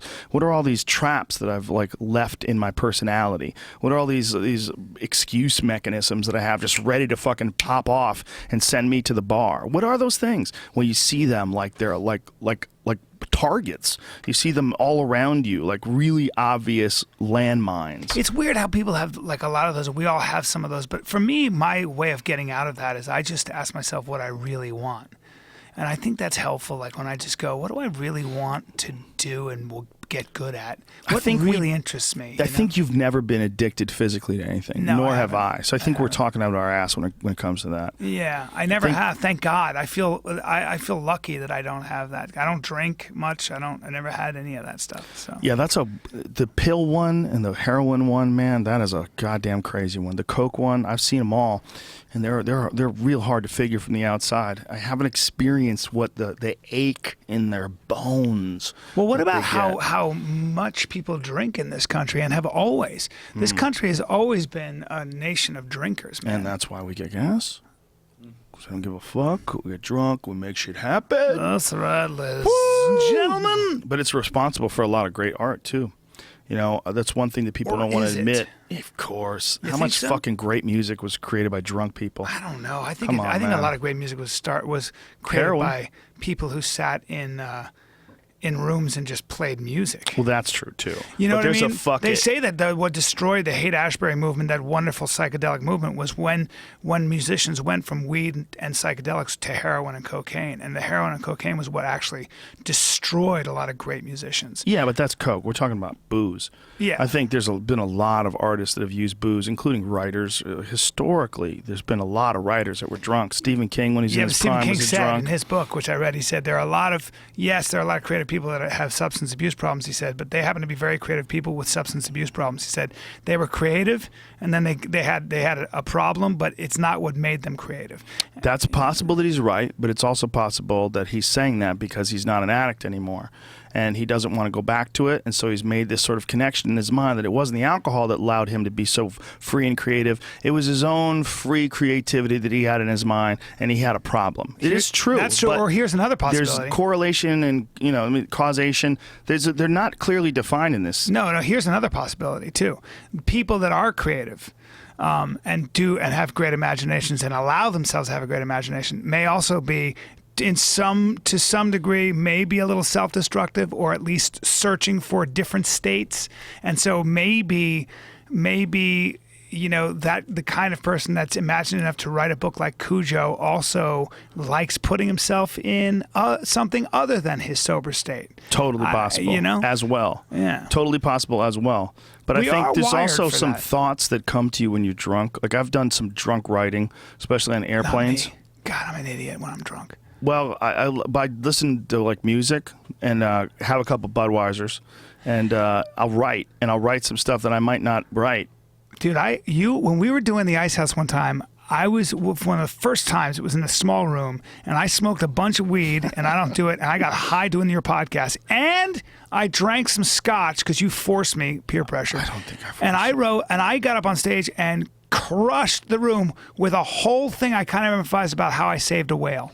Now, I never would have thought about saving a fucking whale without that state. So maybe it did open up some channels. But Stephen King, go back to the booze. Here's what the late Oliver Sacks said something incredible. Do you know the story about Philip Plagenet? I think it's or Jason Plagenet, I think his name is. Furniture salesman, 1994, comes out of a bar, gets savagely beaten, and starts having sort of deep mathematical, geometrical thoughts. And the next thing you know, he starts drawing these geometric relationships and shapes. A physicist walks by one day and goes, "Do you know what you're doing?" And he said, "No, I'm trying to figure out the relationship." And he goes, "You're drawing high math." Long story short, he'd never been interested in math at all, and in 2015, he is considered a math genius. He got beaten. Oliver Sacks did a great thing on a guy named Tony Scioria. Gets struck by lightning. He's an orthopedic surgeon. The lightning goes through his cheek, comes out his foot. Tony I just Scioria want to say right now, if you're a shitty musician, don't let someone kick you in the head. Like, dude, I've got it. Don't do it. I'm going to be a math genius. I'm going to kick the shit out of me, and let me see what happens. The most creative people are drunk. Tony Scioria. What is this? Tony Scioria. Churchill. What is this? This is an article about the Churchill gene. The Churchill gene. yeah. Oh, well, Churchill always had some. Winston Churchill always had some alcohol in his system. That thing. But listen to this. Tony Scioria, who Oliver Sacks studied, basically gets struck by lightning. All he can hear is piano music, and becomes a composer, and a high-level composer and a piano player, because all he wanted to do after that was play the piano, and was never interested in music. So the idea is maybe sometimes certain things that happen to your brain can open pathways and channels and circuitry that was blocked or wasn't activated before. In this case, it was a beating and lightning, but there are examples of something traumatic happening to someone's brain where it opens up an entire new passion and interest in that person, and that's documented by the late Oliver Sacks and a lot of other people. That's kind of fascinating. Well, I think that the mind is some sort of a device, and this device relies, like the rest of the body, on all the different elements that keep a human being alive. Human neurotransmitters are flowing around. There's neurons firing. There's all these cells that are alive.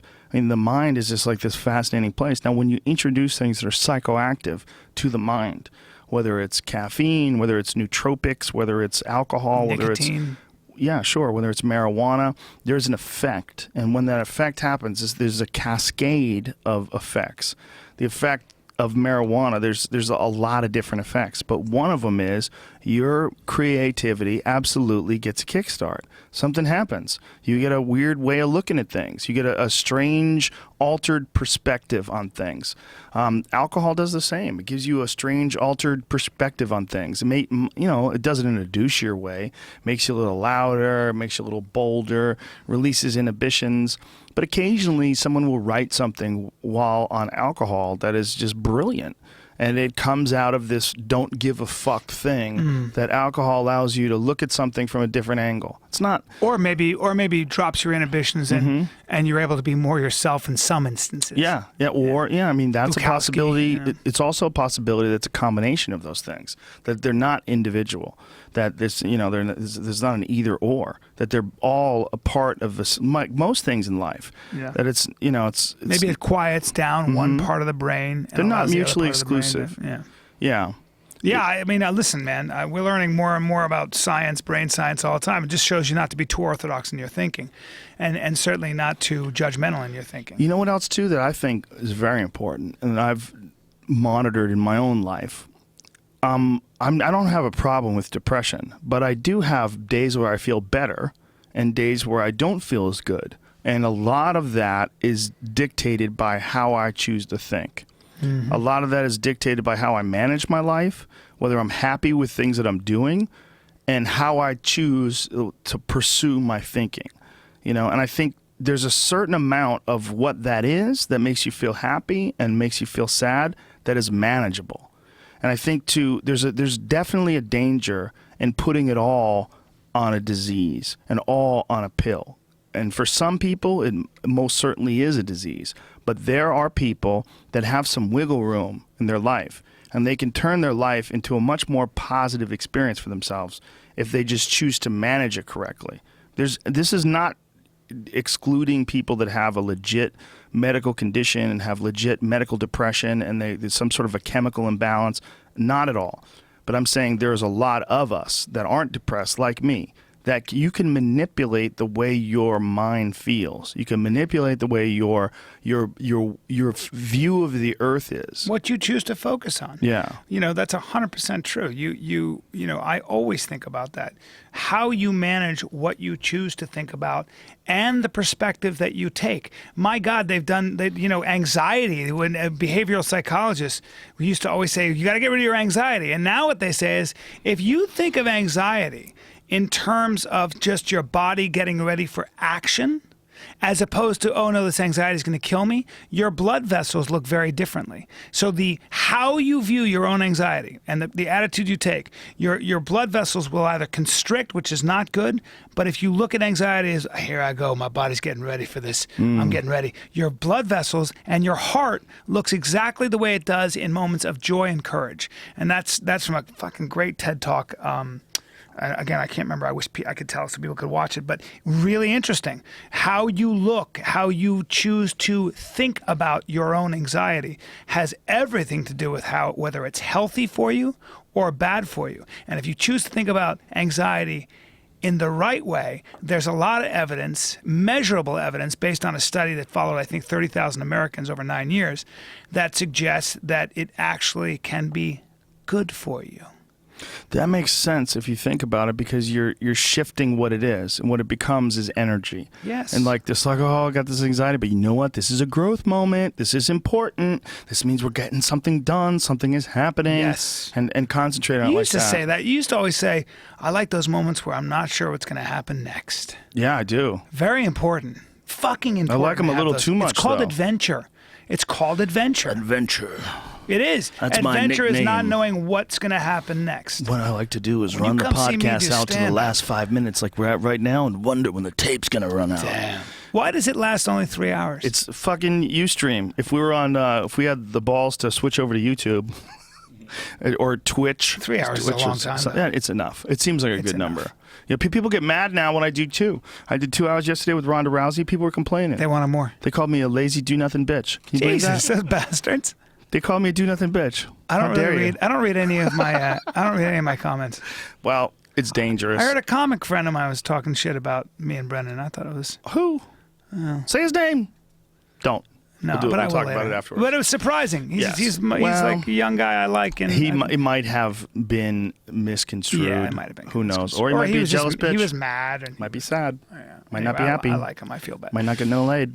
Maybe you misgendered him with the wrong pronoun. Try Zir. Z. Hey, or ladies, here. gentlemen, and Zirs. Here. You can call them here. They're teaching new pronouns. September 23rd, come see me and Joe. September 22nd, come see me and Joe at the Ice House. September 23rd, come see me and Joe at the Hong Kong Inn at 8 o'clock and 10 o'clock. We had an 8 o'clock show just now. Yeah, but where can they buy the tickets for that? Do we know? We haven't even advertised it. Yeah, just go to the anywhere. Hong Kong Inn. Yeah, it's Hong Kong Inn, HongKongInn.com. Yeah, the You can Ice buy House tickets are not on sale yet either. But what is on sale? HongKongInn.com, you can buy. They'll sell out immediately. Yeah, and this Friday, I'm at the Ka Theater. If you go into the UFC in Vegas, I'm at the Ka Theater on Friday night with Greg Fitzsimmons and Ian Edwards. Love both those Big guys. time fun, you fucks. I'm at the San Jose Improv September 25th, 26th, 27th. One of my favorite places ever. That was a beautiful place. I've only done it once, a long It's a time ago. theater. It was an old time saw like it. theater. Yeah. And they converted it into a comedy club. It's can't wait. beautiful. It's one of the best improvs in the Really? country. Yeah, it's awesome. Awesome people. I down can't there, wait too. to do it. All right, you fuckers. Thank you very much, everybody. Much love.